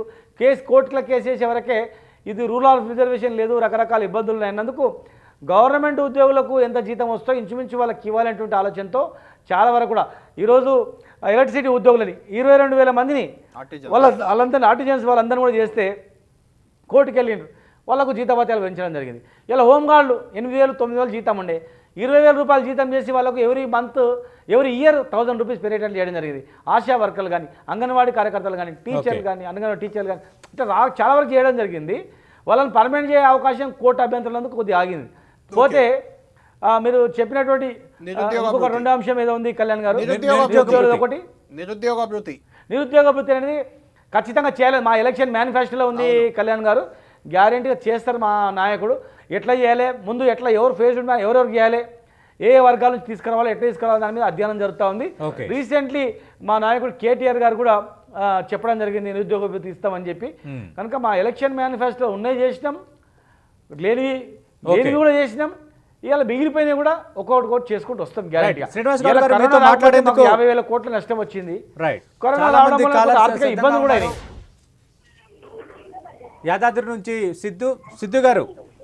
సార్ నమస్కారం సార్. మంత్రి శ్రీనివాస్ గౌడ్ గారు లైవ్ లో ఉన్నారు, మాట్లాడండి. సిద్ధు గారు మీరేం అడగదలుచుకున్నారో స్ట్రైట్ గా అడగండి. ఇది సంస్కృతి సారథి నుంచి 550 పోస్టులు 1 వీక్ లో ఫిల్అప్ చేస్తారని 2 years అవుతుంది. దాని గురించి కొంచెం సార్ గారిని చెప్పమని. శ్రీనివాస్ గౌడ్ గారు, సాంస్కృతిక శాఖలో ఒక 550 పోస్టులు భర్తీ చేస్తామని చెప్పారు. అది చెప్పి 2 సంవత్సరాలు అయింది. ఇప్పుడు అతి లేదు గతి లేదు అంటున్నారు. ఇది చాలా తప్పండి. 550 మంది ఉద్యోగాలు ఇచ్చినాం, జీతాలు తీసుకుంటారు వాళ్ళందరూ కూడా. వాళ్ళందరూ నెల నెల జీతాలు వస్తున్నాయి. ఆంధ్ర గవర్నమెంట్లో ఒక్కనికి ఇవ్వలేదు మనకు, మన కళాకారునికి. ఇలా ఎలాంటి క్వాలిఫికేషన్ లేకుండా మన కళాకారులను గుర్తించి ఈ దేశంలో మొట్టమొదటిగా 550 మందికి ఉద్యోగాలు ఇచ్చింది మనము. కొంతమందికి రాలేదు, రూల్ ఆఫ్ రిజర్వేషన్ లేదు, రకరకాలని కోర్టు కేసు ఇస్తే దాని కోర్టు కేసు రివ్యూ జరుగుతుంది. కానీ ఆల్రెడీ ఉద్యోగాలు ఇస్తున్నాం, జీతభత్యాలు పోతున్నాయి, Okay. వాళ్ళందరూ శాలరీస్ వస్తున్నాయి. Right. ఇంకా అదనంగా కొంతమంది అడుగుతా ఉన్నారు. దానిలో కోర్టు అంశాన్ని పరిశీలిస్తా ఉన్నాం. దానిలో మరో కాలర్ ఉన్నారు నిర్మల్ నుంచి రామకృష్ణ గారు. రామకృష్ణ గారు మాట్లాడండి శ్రీనివాస్ గౌడ్ గారితో. ఇవ్వండి సార్, ఇవ్వండి. మీరు ఏం అడగదలుచుకున్నారో స్ట్రైట్ గా అడగండి, అడుగుతా. మాట్లాడండి. హలో రామకృష్ణ గారు మీరేం మాట్లాడుతున్నారో మంత్రి గారు వింటున్నారు. రామకృష్ణ గారు సార్ ఇగో అంటే ఉద్యమం చెప్పు ఎందుకు రామకృష్ణ చేసినాం సార్? తెలంగాణ ఎందుకు చేసినాము? ఉద్యమం ఎందుకు చేసినాం? కడుపు గాలిలోనే ఉద్యమం చేసినాం. సార్ మీ రామకృష్ణ గారు మీరు మీ ఏం టీవీ వాల్యూమ్ అడగదలుచుకున్నారు? తగ్గించండి, మీ టీవీ వాల్యూమ్ మ్యూట్ చేయండి, టీవీ వాల్యూమ్ తగ్గించండి. రైట్, కొంత ఓకే కొంత ఓకే సాంకేతిక సమస్య శ్రీనివాస్ గౌడ్ గారు తలెత్తుతోంది. ఆయన ఉద్దేశం ఏంటంటే కడుపు కాలినోళ్ళ ఉద్యమం చేసాం, తెలంగాణ తెచ్చుకున్నాం, అయితే అందరి కోరికలు ఆశలు తీరినట్లు లేదు అనేది ఆయన ఆవేదనగా కనిపిస్తుంది. మీరేం చెప్తారు దానికి? కళ్యాణ్ గారు తెలంగాణ ఉద్యమం చేసిన కనుకనే తెలంగాణ వచ్చింది కనుకనే ఇలా 24 గంటల కరెంట్ వస్తుంది. తెలంగాణ వచ్చింది కనుకనే ప్రతి ఎకరాకు 10,000 రూపాయలు వస్తున్నాయి, పంటలు పండుతున్నాయి. ఈరోజు మా ఉమ్మడి మామూలు జిల్లా తెలంగాణ మొత్తం కావచ్చు 2014 కనుక ముందు ఎన్ని పంటలు పండినాయి, ఏం వ్యవసాయం ఉంటే మన బతుకుదేరు ఎట్లుంది, ఇవాళ మన బతుకుదేరు ఎట్లుంది చూడండి. ఇవాళ బీసీ ఎస్సీ ఎస్టీ మైనార్టీ సంబంధించిన రెసిడెన్షియల్ స్కూళ్ళు 1000 స్కూళ్ళు పెట్టుకున్నాం, 1000 రెసిడెన్షియల్ స్కూళ్ళు పెట్టుకున్నాం. పేదవాళ్ళు 1,25,000 ఒక్కొక్క విద్యార్థి ఖర్చు పెట్టి ఇవాళ మనం చదివించుకుంటున్నాం. తెలంగాణ వచ్చింది కనుకనే ఇలా తెలంగాణ వచ్చింది కనుకనే మన గ్రామాలలో పోగలుగుతున్నాం. ఇంటింటికి మంచినీళ్ళు వస్తున్నాయి, తాగునీళ్ళు వస్తున్నాయి. తెలంగాణ వచ్చింది కనుకనే ఇలా ప్రతి ఊర్లో ప్రతి పేదవానికి ఇలా చూడండి, తల్లిదండ్రులకు మనం డబ్బులు పంపకపోయినా గరీబులు ఉంటే 2,000 రూపాయలతో బతా ఉన్నారు. తెలంగాణ వచ్చింది కనుకనే. ఓకే, ఇలా వికలాంగులకు పెన్షన్ వస్తుంది కనుక తెలంగాణ వచ్చింది కనుక ఎన్నో కార్యక్రమాలు చేసుకున్నాం. ఇలా కాళేశ్వరం ప్రాజెక్టు 150 కిలోమీటర్లు నీళ్ళు ఉన్నాయంటే తెలంగాణ వచ్చింది కనుకనే. ఇలా ఇన్ని రిజర్వాయర్లు కట్టుకున్నామంటే తెలంగాణ వచ్చింది కనుకనే. ఇలా పాలమూరు రంగారెడ్డి జిల్లా ప్రాజెక్టులో 3 రిజర్వాయర్లు అయిపోయినాయి, తెలంగాణ వచ్చింది కనుకనే. రేపో మాపో కంప్లీట్ చేసుకుంటే మొత్తం ఉమ్మడి మామూలు కూడా సస్యశాలం అవుతుంది, తెలంగాణ వచ్చింది కనుకనే. ఇలా 43% ఫిట్మెంట్ తీసుకున్నాం, తెలంగాణ వచ్చింది కనుకనే. రేపు మళ్ళీ తీసుకుంటాం, తెలంగాణ వచ్చింది కనుకనే. తెలంగాణ వచ్చిన తర్వాత ఆగమేం కాలేదు, మనం పూర్తిగా మనం తెలంగాణ వచ్చింది కనుకనే ఈ దేశంలో చాలా మంది తెలంగాణ వచ్చి శభాష్ అని చెప్తున్నారు. రైట్, మరో కాలర్ ఉన్నారు హైదరాబాద్ నుంచి శ్రీనివాస్ గారు. శ్రీనివాస్ గారు మాట్లాడండి. సార్ మీరేం అడగదలుచుకున్నారో అది ప్రశ్న రూపంలో అడగండి దయచేసి. అడుగుతాం సార్. ఓకే సార్, మాట్లాడండి శ్రీనివాస్ గారు. అడగండి సార్ నమస్తే సార్. హలో చెప్పండి. శ్రీనివాస్ గారు మీరు చెప్పేది మంత్రి గారు వింటున్నారు, మీరు ప్రశ్న రూపంలో అడగండి. 2001 నుంచి టీఆర్ఎస్ పార్టీలో జెండా మోసి పని చేయకుండా తిరిగినాం, కష్టపడ్డాం, కొట్లాడి తెలంగాణ సాధించుకున్నాం సార్. ఓకే, మేము అడిగేది ఏంటంటే కొన్ని విషయాలలో కొద్దిగా నిరుద్యోగ సమస్యలు క్లియర్ చేయాలి.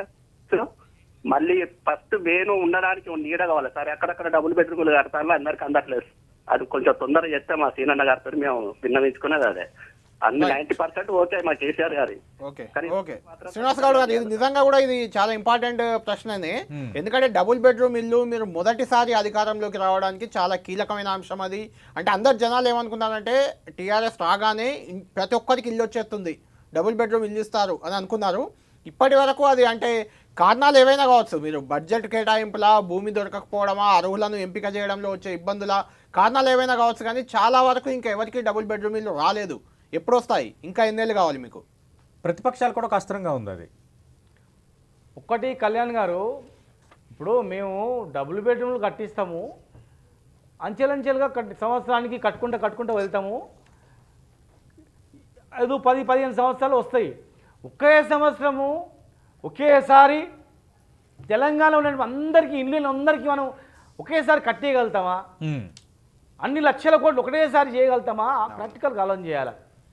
ఇప్పుడు కొన్ని కట్టాము, అనేక స్కీములు రావడం మూలన రకరకాల ఇబ్బందుల వల్ల కొంత జరిగింది జాప్యం. కానీ అది నిరంతరం కొనసాగే ప్రక్రియ ఇండ్లు కట్టడం అనేది. మా ముఖ్యమంత్రి గారు ఇప్పుడు ఏదైతే ప్లేస్లు ఉంటాయో, సొంతం ప్లేస్లు ఉంటాయో, సొంతం ప్లేస్లో ఉన్న వాళ్ళకు కూడా డబ్బులు ఇవ్వాలనేటువంటి ఒకటి సెకండ్ ప్లాన్ ఉంది.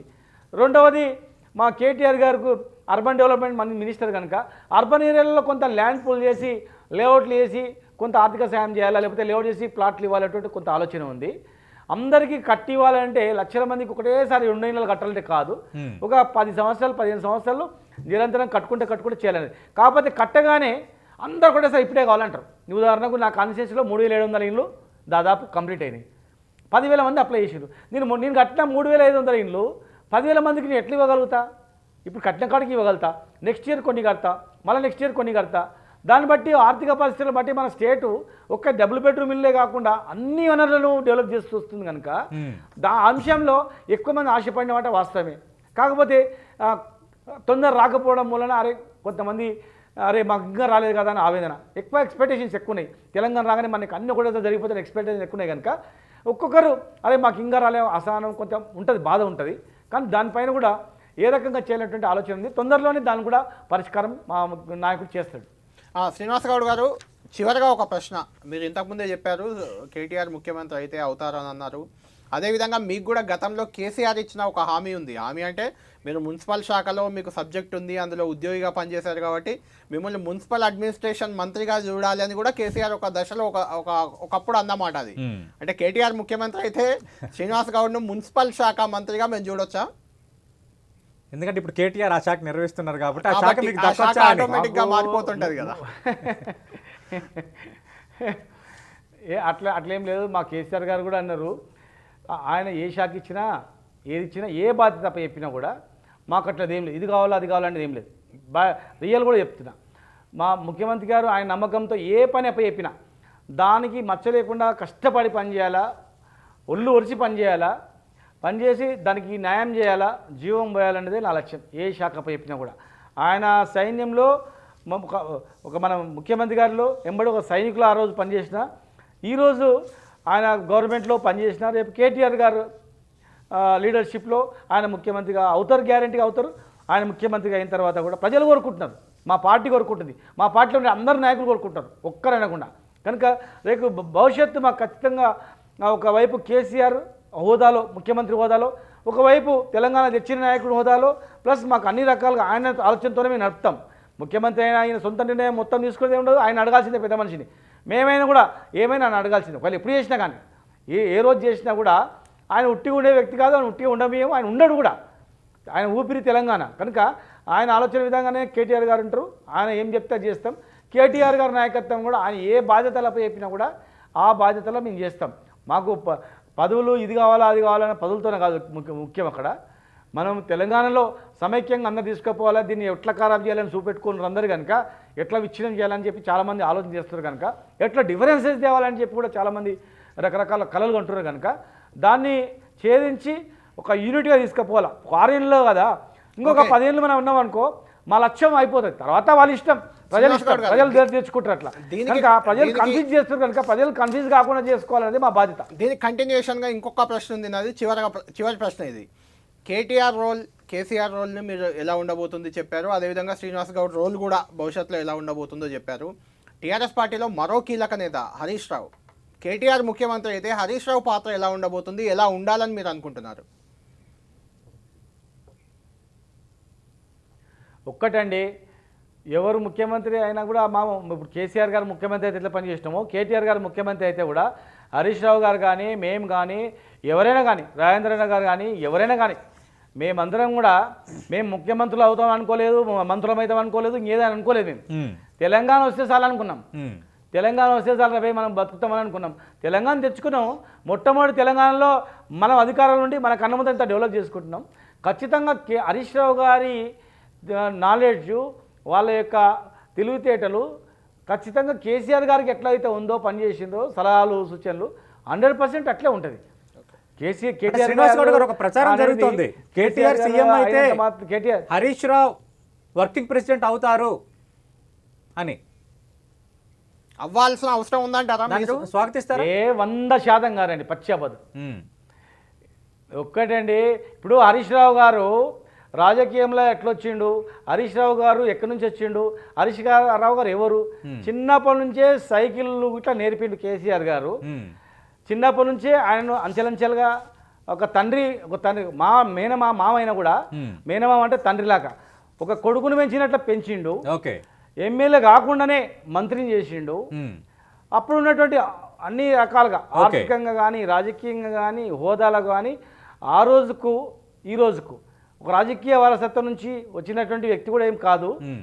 కేసీఆర్ వాళ్ళ కుటుంబంలో మామ కేసీఆర్ గారి నుంచి Right, వచ్చినటువంటి వ్యక్తి right. Okay. కనుక ఆ రకంగా వచ్చిన వ్యక్తి కనుక విశ్వాసం ఉన్నటువంటి వ్యక్తి కనుక Okay. ఒక విశ్వాసం ఉండి ప్రజలందరూ చూస్తున్నారు కదా హరీష్ రావు గారు ఎవరు ఎట్లొచ్చిందని ప్రజలు గమనిస్తున్నారు. ఆయన అటువంటి తప్పు పని చేయడం ఆయన రక్తం కూడా లేదు అట్లా. ఆయన ఆ ప్రాణం పోయినా సరే అటువంటి లేదు, పని శ్రీనివాస్ గౌడ్ గారు, చేసేది. శ్రీనివాస్ గౌడ్ గారు శ్రీనివాస్ తప్పుగా గౌడ్ అర్థం చేసుకున్నారు. కేసీఆర్ ముఖ్యమంత్రి అయితే కూడా కేసీఆర్ మీరు లాగా తప్పుగా అర్థం చూసుకుంటాడు. చేసుకున్నారు. శ్రీనివాస్ గౌడ్ గారు సతీష్ అడిగింది అది కాదు. కేటీఆర్ ముఖ్యమంత్రి అయితే హరీష్ గారు టిఆర్ఎస్ కి వర్కింగ్ ప్రెసిడెంట్ అవుతారా, అవుతారని ప్రచారం అయ్యే అవసరం ఏమన్నా ఉందా అని అడుగుతున్నా. నేను అడిగిన ప్రశ్న అది. అచ్చా అచ్చా నేను అగెనిస్ట్ అయితే కాదు, వర్కింగ్ ప్రెసిడెంట్ వర్కింగ్ అవుతారా? ప్రెసిడెంట్. ఇట్లా ప్రెసిడెంట్. రైట్. చూడండి మా కేసీఆర్ గారు నిర్ణయిస్తారు, ముఖ్యమంత్రి గారు నిర్ణయిస్తారు. అది ఎవరు ఊహించడానికి ఉండదు. Right. మా సారు రేపు ప్రకటించే Right. వరకు ఇలా ఏం చేస్తున్నారో తెలియదు. Right right okay. Thank you. ఏదైనా కూడా అందరు ప్రముఖ పాత్ర ఉంటారు. Right, right, అందరం కూడా ఇట్లా అందరు ఇప్పుడు Thank you.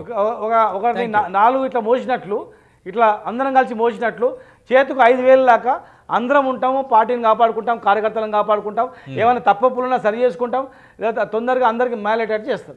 అంటే టిఆర్ఎస్ పార్టీలో మొదటి నుంచి కూడా హరీష్ రావు చాలా కీలక పాత్రలో ఉన్నారు. హరీష్కి కేటీఆర్కి మధ్య కొంత గ్యాప్ ఉందనే ఒక ప్రచారం అయితే చాలా పెద్ద ఎత్తున బయట జరుగుతుంది. ఇంకా ముఖ్యంగా బీజేపీ నేతలు అయితే ఒక అడుగు ముందుకేసి కేటీఆర్ ముఖ్యమంత్రి అయితే పార్టీ రెండుగా చీలిపోతుందని కూడా చెప్తున్నారు. అలాంటి అవకాశం ఉందా? 100% కాదు, అటువంటి పరిస్థితే లేదు అక్కడ, ఎలాంటి పరిస్థితే లేదట. అటువంటి ప్రయోగాలు ఎట్లా చేస్తారు, ఎట్లా ఉంటుంది? ఆయన ఒక విశ్వాసం గల వ్యక్తి హరీష్ రావు గారు కానీ ఇలా ఆయన వెంబడి మేమందరం కూడా ఒక విశ్వాసం గల వ్యక్తులు మేమందరం కూడా ఇలా మమ్మల్ని మేము ఎవరు చిన్న తప్పు చేస్తే కూడా సమాజం కూడా ఊరుకోదు. అరే మీరు ఎట్లా ఉంటారు, ఎట్లా అయినరా, మీరు ఏమైనా ఉందా అని. కానీ ఇలా అటువంటి పరిస్థితి మా పార్టీలో ఎవరు కూడా లేదు. ఆయన ఉద్యమం నుంచి ఉన్నటువంటి వాళ్ళకి ఎవరు కూడా అటువంటి ఆలోచన కూడా రాదు. కేటీఆర్ గారు ముఖ్యమంత్రి అని కూడా మేము కేసీఆర్ లాగా చూసుకుంటాం. కేసీఆర్ మా వ్యక్తి లాగానే ఆయన ఉంటుంది. ఎందుకంటే కేసీఆర్ గారు ఉంటారు కదా, ఆయన కూడా అప్పుడు ఇంకా పెద్ద రోల్ తీసుకుంటాడు. అక్కడ కేంద్రం నుంచి ఇటు అటు అని పెద్ద రోల్ తీసుకుంటాడు కనుక ఆయన ఉంటాడు కనుక ఇలా మేమందరం కూడా అదే భావన ఉంటుంది. ఎవరికి ఆలోచన ఉండదు. శ్రీనివాస్ గౌడ్ గారు ప్రసక్తి లేదు. అట్లాంటి శ్రీనివాస్ గౌడ్ గారు కేంద్రం నుంచి అటు ఇటుగా బాధ్యత తీసుకుంటారంటే ఎలా అర్థం చేసుకోవాలి? ఒక ప్రచారం అయితే బలంగా సాగుతోంది, అది నిజం అవుతుందా అబద్ధం అవుతుందా అనేది పక్కన పెడితే పొలిటికల్గా భవిష్యత్తులో టీఆర్ఎస్ ఎన్డీఏలో చేరొచ్చు, కేటీఆర్ ముఖ్యమంత్రి అయిన తర్వాత కేసీఆర్ మళ్ళీ కేంద్ర మంత్రి అవుతారని ఒక ప్రచారం జరుగుతోంది. అసలు అలాంటివి ఏమి జరగమంటారా? కేంద్ర స్థాయిలో రాజకీయం నడుపుతారంటే దాన్ని ఎలా అర్థం చేసుకోవాలి? తెలంగాణ ప్రయోజనాల గురించి కేసీఆర్ గారు తెలంగాణకు లాభం జరుగుతుందంటే ఆయన వాళ్ళు ఎట్లా ప్రతిస్పందన ఉంటే అట్లా ఉంటుంది. వాళ్ళు మీరు ఉండాలా, తెలంగాణకు మేము నిధులు ఇస్తాం, అన్ని రకాలు చూసుకుంటామంటే ఉంటుంది, లేదంటే కూడా ఉంటుంది. సయ్యద్కు సయ్యే, ఢీకొనడానికి సయ్యే. కనుక తెలంగాణ ప్రయోజనం మంచిగా ఉందంటే ఆయన ఏమైనా చేస్తాడు.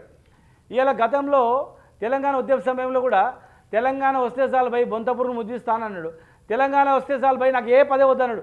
వితౌట్ పోర్ట్ఫోలియో కేంద్ర మంత్రిగా బొగ్గు గనుల శాఖ వచ్చినా వదులుకున్నాడు, ఇంకేదో శాఖ వస్తే వదులుకున్నాడు. అసలు నాకు పోర్ట్ఫోలియో వద్దు భయ్, ఉట్టి మంత్రి ఉంటే సార్ నాకు తెలంగాణ గురించి తిరగడానికి చేయడానికి ఉపయోగపడుతుంది సార్ అని 1 సంవత్సరం పాటు పోర్ట్ఫోలియో లేకుండా ఉట్టి కేంద్ర మంత్రిగా ఉన్నాడంటే తెలంగాణ పైన ఎంత చిత్తశుద్ధి ఉందో అర్థం చేసుకోవాలా.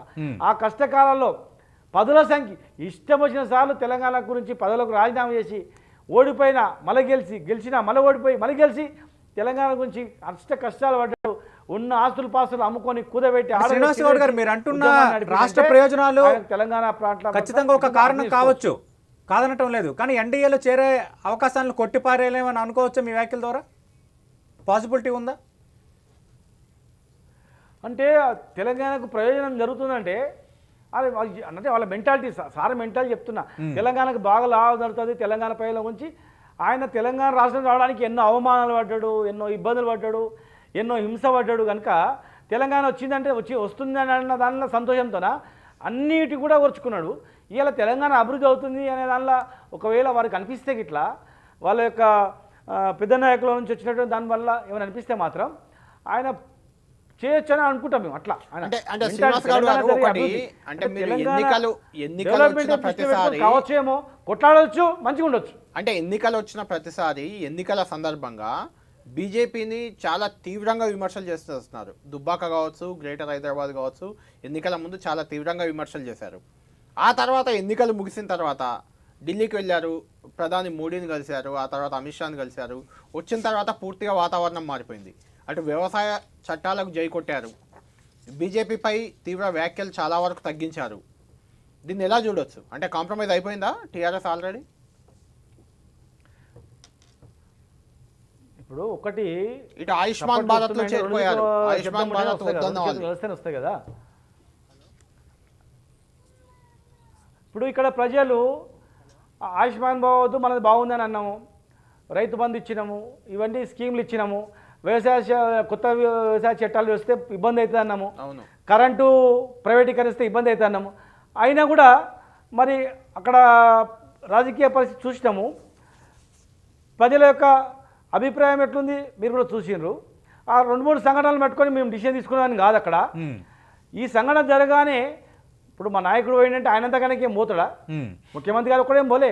అదే కదా, మీరు గల్లీలో ఫైట్ చేస్తున్నారు, ఢిల్లీలో గతంలో కూడా చాలా సార్లు పోయినాము. అదే కదా అనేది, గల్లీలో ఫైట్ చేస్తున్నారు బీజేపీ టీఆర్ఎస్, ఢిల్లీలో కలిసికట్టుగా ఉన్నారు. అంటే వాళ్ళు పిలిస్తే వీళ్ళు పోవడము, వీళ్ళు పోతే వాళ్ళు కలవడము ఏదో జరుగుతుంది. అంటే శ్రీనివాస్ గౌడ్ గారు మీరు చెప్తున్న రాజకీయ పరిస్థితి అంటే నీకు బీజేపీతో సయోధ్యగా పోవాలనే నిర్ణయం తీసుకోవటమేనా? అట్లా అని కాదు. ఇప్పుడు ఎలక్షన్ వరకు కంపల్సరీ కొట్లాడతాం ఎక్కడైనా కానీ, సర్పంచ్ ఎలక్షన్ కానీ, ఎమ్మెల్యే కానీ, ఎంపీ కానీ, ఎలక్షన్ వరకు ఏ పార్టీ ఆ పార్టీ గెలవాలని చెప్పి కొట్లాడతాము. గెలిచిన తర్వాత ఇక్కడ రాష్ట్రంలో మేము ఉన్నాం, కేంద్రంలో వాళ్ళు ఉన్నారు. కేంద్రంతో ఏ సంప్రదింపులైనా ఏవైనా కూడా చేసుకోవాల్సి వస్తుంటుంది. వాళ్ళతో మాట్లాడుకుంటే చేయాలి కానీ కేంద్రంతో కొట్లాడుకుంటూ ఉంటే పని కాదు కదా. ఆ ఉద్దేశంలో ఉంటుంది తప్ప వేరేముండదు. అంటే ఇక్కడ బండి సంజయ్ గారు తీవ్రమైన వ్యాఖ్యలు చేశారు. అక్కడికి పోయి మోడీని కలిసి, అమిత్ షాని కలిసి దండాలు పెట్టి వచ్చాడు కేసీఆర్. అయినా కేసీఆర్ను వదిలిపెట్టాం, కేసీఆర్ను జైల్లో వేస్తామని చెప్తున్నాడు. అంటే జైల్లో ఎందుకు వేస్తారు అసలు మీకు ఏమైనా అంచనా ఉందా? ఇప్పుడు ఇక ఇప్పుడు కాంగ్రెస్ పార్టీ అధికారంలో ఉండి కేంద్రంలో, తర్వాత జనతా పార్టీ బీజేపీ వచ్చింది, రేపు బీజేపీ పోయి మళ్ళీ కాంగ్రెస్ వస్తుంది, లేకపోతే కమ్యూనిస్ట్ పార్టీ వస్తుంది. ఇంకా వాళ్ళు రాగానే వీళ్ళని జైలు వేస్తారు, వీళ్ళు రాగానే వాళ్ళు చేస్తారంటే అది ఉంటుంది అట్లా. ఇక్కడ వేస్తే అక్కడ కూడా ఉంటుంది కదా. అక్కడ కూడా మొత్తం 50 ఏళ్ళు 100 ఏళ్ళు ఒకటే పార్టీ ఉంటుంది కదా. మరి ఆ పార్టీలో అధికారంలో ఉన్నప్పుడు ఎన్నో రకాలుగా చేస్తుంటారు, ఎన్నో రకాలుగా ప్రజల సంక్షేమం గురించి ఏ స్కీమ్లో ఉంటారు. ఆ భూతార్థంలో పెట్టి తప్పు ఉందని చెప్పి వాళ్ళు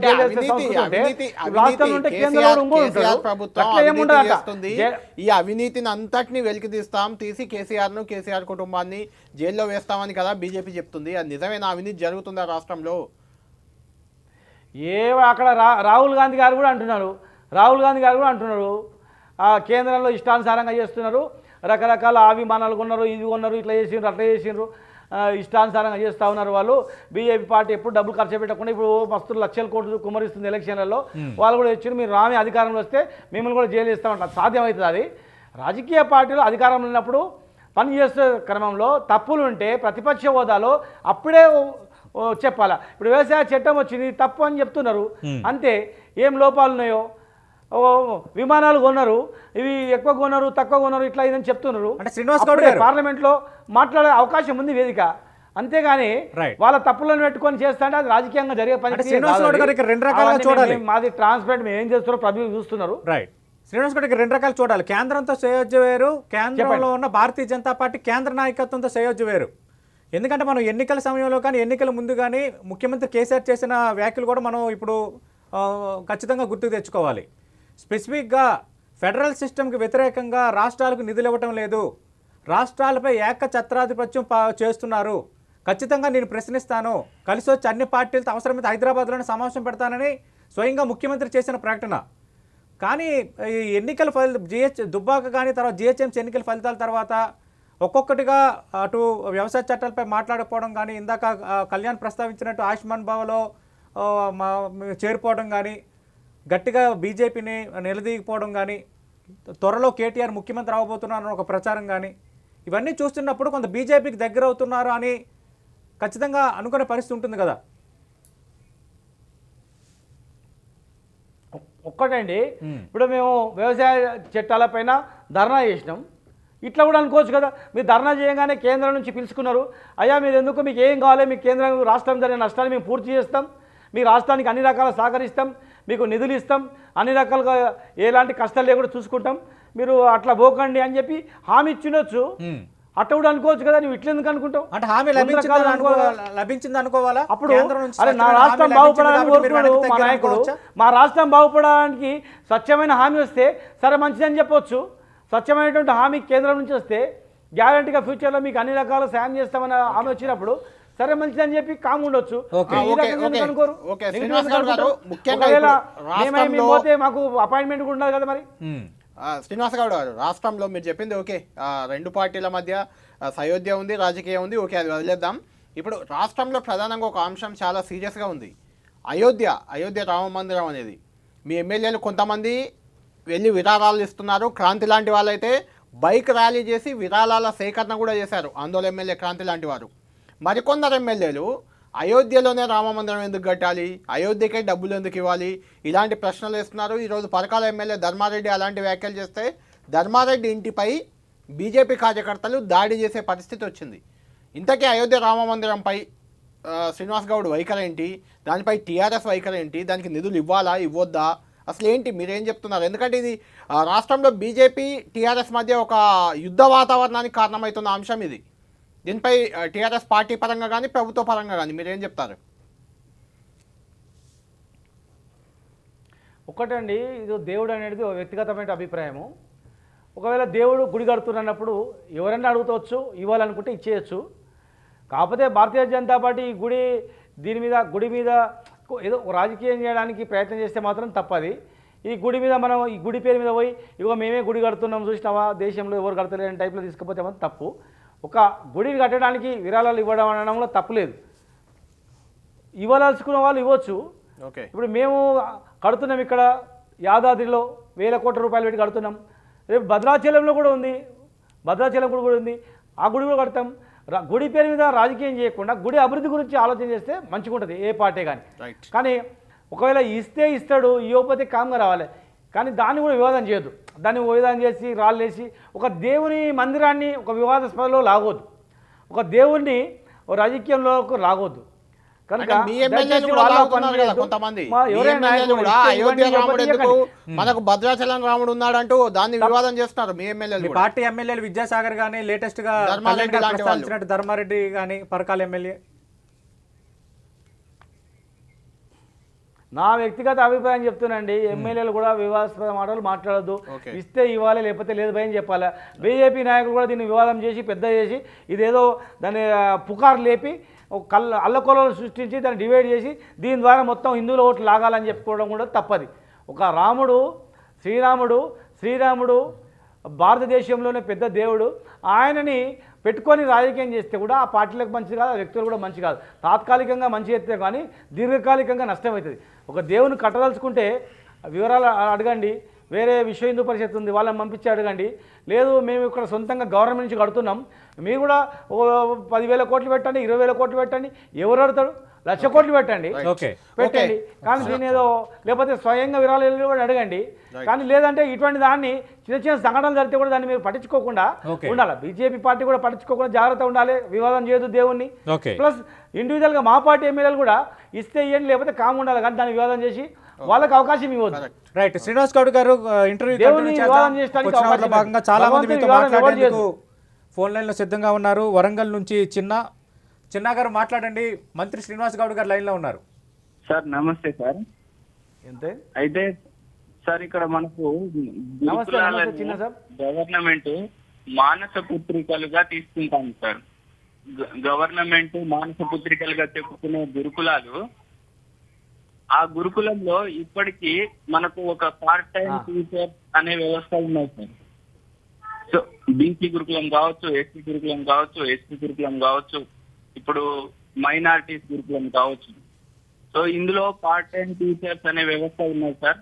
యాక్చువల్లీ మనకు స్టార్టింగ్ లో కేసీఆర్ గారు ఏమన్నారంటే, తెలంగాణ గవర్నమెంట్ లో, కేసీఆర్ ప్రభుత్వం గవర్నమెంట్ లో పార్ట్ టైం కానీ, గెస్ట్ కానీ కాంట్రాక్ట్ అనేది ఉండదు అని అన్నారు సార్. ఒకవేళ ఉంటే సమాన పనికి సమాన వేతనం అనేది చెల్లిస్తామని అన్నట్టు. అదే పాయింట్ లో ఇప్పుడు సార్ శ్రీనివాస్ గౌడ్ గారు కూడా ఒక స్పెల్లింగ్ వస్తుంది సార్. కాంట్రాక్ట్ టీచర్లకు కానీ కాంట్రాక్ట్ సిబ్బందులకు కానీ రెగ్యులర్ వాళ్ళు గవర్నమెంట్ ఇబ్బందులు ఎవరైతే ఉన్నారో వాళ్ళతో పాటు సమానంగా మనం వేతనాలు చెల్లిస్తున్నామని స్పెల్లింగ్ వస్తుంది. రైట్. అయితే ఈ పార్ట్ టైం Right. టీచర్ అనేది ఈక్వల్ టు చిన్న గారు మీ ప్రశ్న అర్థమైంది. శ్రీనివాస్ గౌడ్ గారు ఆయన అనేది ఏంటంటే మీరు ఇంతకుముందు చెప్పారు, అంటే ప్రభుత్వ ఉద్యోగులతో సమానంగా కాంట్రాక్ట్ అవుట్సోర్సింగ్ వాళ్ళకి కూడా వేతనాలు ఇస్తున్నామని చెప్పారు. ఆయన ఇవ్వట్లేదు అనేది ఆయన ప్రధానంగా ఈ గురుకులాల్లో పార్ట్ టైం కళ్యాణ్ గారు టీచర్స్ వారిని అడగాల. 2014 కన్నా ముందు ఆయన జీతం ఎంత ఉందో అడగాల.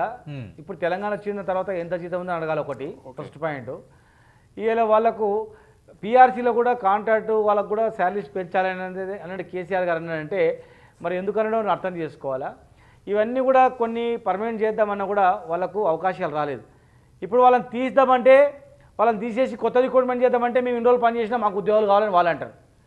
ఇవాళ వాళ్ళు ఒప్పుకుంటారా? కొత్త రిక్రూట్మెంట్ చేసి డైరెక్ట్ ఉద్యోగులను పెడితే మరి ఇన్ని రోజులు మేము పని చేసినాం కదా సార్ మా జీవితం ఏంది అంటారు. మళ్ళీ వీళ్ళని పని కంటిన్యూ చేద్దామంటే వీళ్ళకు అనేక రకాల కోర్టు నుంచి అభ్యంతరాలు ఉన్నాయి. అయినా కూడా టెంపరీగా వీళ్ళకి రిలీఫ్ ఇద్దామని చెప్పి అప్పటికి ఇప్పటికీ జీతాలు పెంచి వాళ్ళకు రకరకాల చేయడం జరుగుతూ ఉంది. ఖచ్చితంగా భవిష్యత్తులో ఒకవేళ ఎలాంటి ఇబ్బందులు లేని పరిస్థితులలో వీళ్ళను పర్మనెంట్ చేసే అవకాశం ఉంటే కూడా ఖచ్చితంగా మా ముఖ్యమంత్రి గారు చేస్తాడు. మంచి ఉద్దేశంతో చెప్పింది తప్ప వేరేం లేదు. ఇలా పిఆర్సీలో కూడా మీకు పెంచుతారు. మరో కాలర్ ఉన్నారు శ్రీనివాస్ గౌడ్ గారు మీతో మాట్లాడేందుకు. కరీంనగర్ నుంచి లక్ష్మణ్ గారు. సార్ నమస్తే సార్. శ్రీనివాస్ గౌడ్ గారితో మాట్లాడండి. మీరు ఏం అడగదలుచుకున్నారు? ప్రశ్న రూపంలో అడగండి. అవును సార్ అడుగుతాను. అడగండి సార్. నమస్తే sir, Srinivas Goud sir. Sir వచ్చేసి ఇప్పుడు ఉద్యమకారులు ఇప్పుడు కేసీఆర్ గారు పార్టీ వ్యక్తి నుంచి మేము ఉద్యమాలు చేసినాం సార్. మీరు ఎప్పుడైతే కేసీఆర్ గారితో చేసిరో మేము కూడా అప్పటి నుంచి చేస్తున్నాము. ఇప్పుడు సాధారణమైన కార్యకర్తలు ఉద్యమకారులు కలుద్దామంటే సార్ ఏదన్నా చెప్పుకుందామన్నా ఇక్కడ లోకల్ ఇక్కడ అంటే మా మానకొండూరు ఎమ్మెల్యే రసమయ్య బాలకిషన్ గారు ఉన్నారు. అప్పుడు అప్పుడు స్టార్టింగ్ లో ఇక్కడికి వచ్చిండు, మంచి మెజారిటీలో గెలిపించినాం, రెండోసారి కూడా గెలిపించినాం. ఏదన్నా బాధలు అడుగుదామంటే కనీసం ఫోన్ లిఫ్ట్ చేయరు. మరి మేము ఉద్యమకారులకు మాకు కేసులు అయినాయి సార్. ఒకసారి అంటే మీరు మీ మీద మేము ఇప్పుడు మీరు లైవ్ లో మీకు నాకు కనెక్ట్ అయ్యారు కాబట్టి చెప్తున్నాను సార్. ఓకే లక్ష్మణ్ గారు, మీ ప్రశ్న అర్థమైంది. శ్రీనివాస్ గౌడ్ గారు కరెక్ట్. ఇది కొంత ఉంది అంటే మీరు చెప్పినట్లు ఇంతకు ముందే చెప్పారు. మీరు కేసీఆర్ గారు కూడా కలవట్లేదు. కేసీఆర్ గారే కాదు కింద ఉన్న ఎమ్మెల్యేలతో కూడా అపాయింట్మెంట్ దొరకని పరిస్థితి ఉంది అనేది.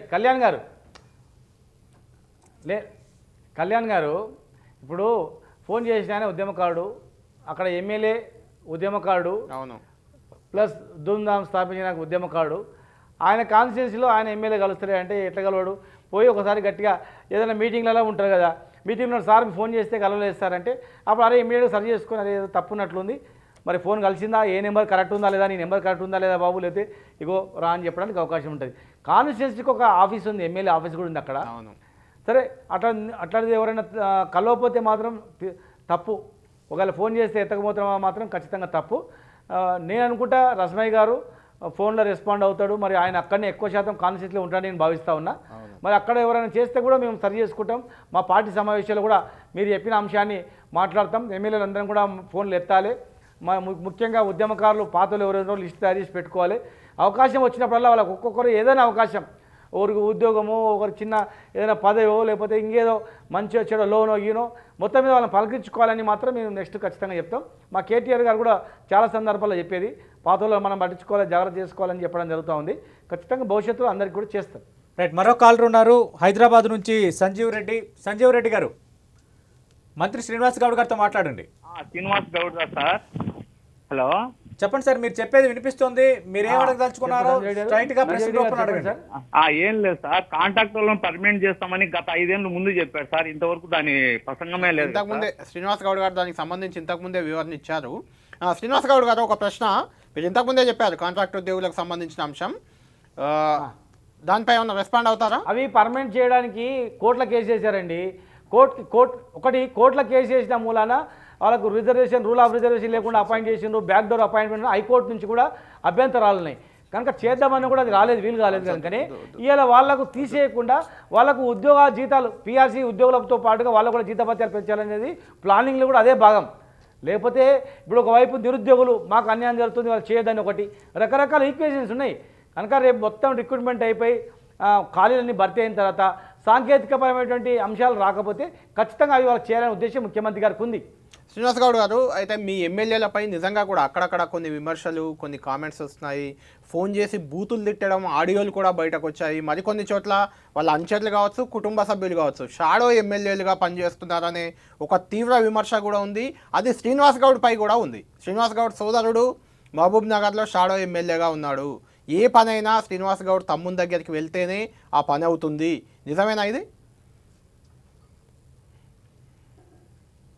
ఈ కొంతమంది లోపరగాళ్ళు పుట్టించే పుకారు ఇది. రోజు నేను కాన్షియస్లో ఉంటాను మంత్రి ఉండి కూడా నేను వారంలో 5 రోజులు కంపల్సరీ కాన్షియస్లో ఉంటాను. ఇవాళ కూడా నిన్న 2 రోజులు వరంగల్ ఖమ్మం పోయిస్తే మళ్ళీ ఇలా పొద్దుగాల నుంచి ఇప్పటివరకు ఇక్కడే ఉన్నా. నేనే అందుబాటులో ఉన్న తర్వాత నా తమ్ముడు షాడో ఎందుకు అవుతాడు? ఏదైనా పని చెప్తా, తమ్మునికి చెప్తా, మా చైర్మన్కి చెప్తా, మా కౌన్సిలర్కి చెప్తా, మా ఇంకెవరైనా పాత అనుచరుని చెప్తా, మా పిఏ కూడా చెప్తా, ఈ పని చేయి ఆ పని చేయి అని చెప్పని. వాళ్ళు ఏదైనా పని ఉంటే చేస్తారు. చేసినంత మంది షాడో ఎక్కడవుతుంది? నేను సంవత్సరానికి ఒకసారో నెలకు ఒకసారో కాన్ఫరెన్స్కి వచ్చిపోతే నా తమ్ముడో మా నాయనను షాడో ఉన్నానని చెప్తారు. మా కుటుంబంలో ఎవరికి పొలిటికల్గా రావాలని ఆలోచన లేదు, మా కుటుంబంలో ఎవరు నడిపించుకోవాలని ఆలోచన లేదు. ఏదో పని చెప్తే చేసినంత మాత్రాన వీళ్ళు ఓర్వలేక అరే వీళ్ళందరూ పని చేయబట్టి పేరు మంచిగా రావటని ఓర్వలేని వాళ్ళు కొంతమంది చేసే తప్ప మా కాన్షియస్లో అందరు తెలుసు. మా కాన్షియస్లో అంటే కొంతమంది ఎమ్మెల్యేలు మీకు కూడా తెలుసు. సరే, మీది పక్కన పెడితే కొంతమంది ఎమ్మెల్యేలపై కూడా ఈ మధ్య అలిగేషన్లు వచ్చాయి, మీరు చూశారు. ఆ ఆడియోలు కూడా కొన్ని బయటకు వచ్చాయి, కార్యకర్తలు నాయకులను తిడుతున్న ఆడియోలు కూడా. దీన్ని ఎలా చూడవచ్చు? అంటే ఎమ్మెల్యేల వైఖరి, ఎమ్మెల్యేలపై వస్తున్న వ్యతిరేకత రానున్న రోజుల్లో టీఆర్ఎస్కి కొంత ఇబ్బందికరంగా మారే అవకాశం లేదా? ఖచ్చితంగా ఏ ఎమ్మెల్యే అవుతాడో ఎమ్మెల్యే అయిన తర్వాత ఓపిక అనేది ఖచ్చితంగా ఉండాలి. ఓపిక సహనం అనేది గ్యారెంటీగా ఉండాలి. ప్రజలు కొద్ది అసహనంతో మాట్లాడితే కూడా మనం ఓపికతో సమాధానం చెప్పాల్సిన బాధ్యత ఆ ఎమ్మెల్యే పైన ఉంది. ఎవరైనా ఎమ్మెల్యే పనికొచ్చిన వాళ్ళను బూతులతో తిడితే మాత్రం తప్పు. ఒకవేళ ఫ్రస్ట్రేషన్తో బాగా పని భారం ఎక్కువై దానిమని ఒకవేళ అంటే కూడా ఇమ్మీడియట్గా తప్పైందని సారి చెప్పి ఆయన పని చేయాల్సిన బాధ్యత కూడా ఉంది. కాకపోతే ఏ ఎమ్మెల్యే అయితే కాన్స్టిట్యూన్సీకి నెలకు ఒకసారి వస్తాడో, నెలకు 15 రోజులకు ఒకసారి వస్తాడో, అట్లీస్ట్ వారానికి కూడా ఒకసారి రాని ఎమ్మెల్యే ఉంటాడో అక్కడ ఈ షాడో అనేటువంటి ప్రాబ్లం ఉంటుంది. రెగ్యులర్గా అందుబాటులో ఉన్న దగ్గర అవకాశమే లేదు. అక్కడ చిన్న కాన్స్టిట్యూన్సీలో ఇంకేముంటుందండి? అక్కడ చేసేది ఏముంటుంది? ట్రాన్స్పరెంట్గా ఉంటుంది అంతా, పబ్లిక్ అంతా. నీకు అందుబాటులో కలెక్టర్ వచ్చి, అందుబాటులో ఎస్పీ వచ్చి, అధికారులు చిన్న జిల్లా అయిపోయి ఏముంటుంది? కొంతమంది బ్లాక్ మెయిలర్స్, చీటర్స్, లోపర్గాళ్ళు, కొంతమంది ఈ సోషల్ మీడియాలో పెట్టుకొని పబ్బం గడుపుకుంటారు. ఆ దొంగలు చేసినటువంటి ప్రచారం తప్ప వేరే ఏముంటుంది అంతా. శ్రీనివాస్ గౌడ్ చేస్తుంటే మన నేపథ్యం చూడండి, మొత్తం బ్లాక్ మెయిల్ చరిత్ర ఉంటుంది, దరిద్రమైన చరిత్ర ఉంటుంది. అటువంటి వాళ్ళే ఇటువంటి పుకార్లు పుట్టిస్తారు. నిజమైన నాయకుడు కానీ, నిజమైన కార్యకర్త కానీ, నిజమైన తెలివి ఉన్నాడు కానీ, ప్రజా సంక్షేమ అవగాహన ఉన్నాడు కానీ ఎవడు ఇవన్నీ చేయడం. ట్విట్టర్లో ఇవన్నీ వచ్చినాయి. అబాస్ పాలు చేయడానికి ప్రయత్నం చేస్తారు. చివరగా ఒక ప్రశ్న చెప్పండి. దుబ్బాకలో ఓడిపోయింది, ఇటు గ్రేటర్ హైదరాబాద్లో కూడా అనుకున్న ఫలితం టీఆర్ఎస్కి రాలేదు. ఇప్పుడు మీ ముందున్న సవాల్ నాగార్జున సాగర్ మీ సిట్టింగ్ ఎమ్మెల్యే స్థానం అది. అక్కడ ఎమ్మెల్యే చనిపోయారు, ఇప్పుడు ఎన్నిక జరగబోతుంది. దాన్ని టీఆర్ఎస్ తిరిగి నిలుపుకుంటుందా? అక్కడ కూడా ఇంతకుముందులాగే బీజేపీ మీ 2వ స్థానంలో ఉంటుందా? అసలు మీకు రాష్ట్రంలో రానున్న రోజుల్లో రాజకీయాల్లో మార్పులు జరిగితే కాంగ్రెస్ బీజేపీలో మీకు ప్రధాన ప్రత్యర్థి ఎవరు, పోటీదారు ఎవరు?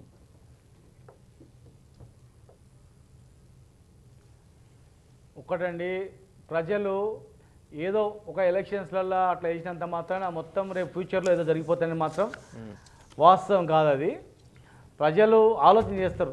ఎలక్షన్స్ రాగానే ఎవరు అధికారంలో ఉంటే బాగుంటుంది, రేపు గవర్నమెంట్ ఏదో ఒక ఎలక్షన్, ఈ ఎలక్షన్ ఎవరు గెలిస్తే గవర్నమెంట్కి ఏం డోకలేదు కదా అనే భావన ప్రజలలో ఉంటుంది.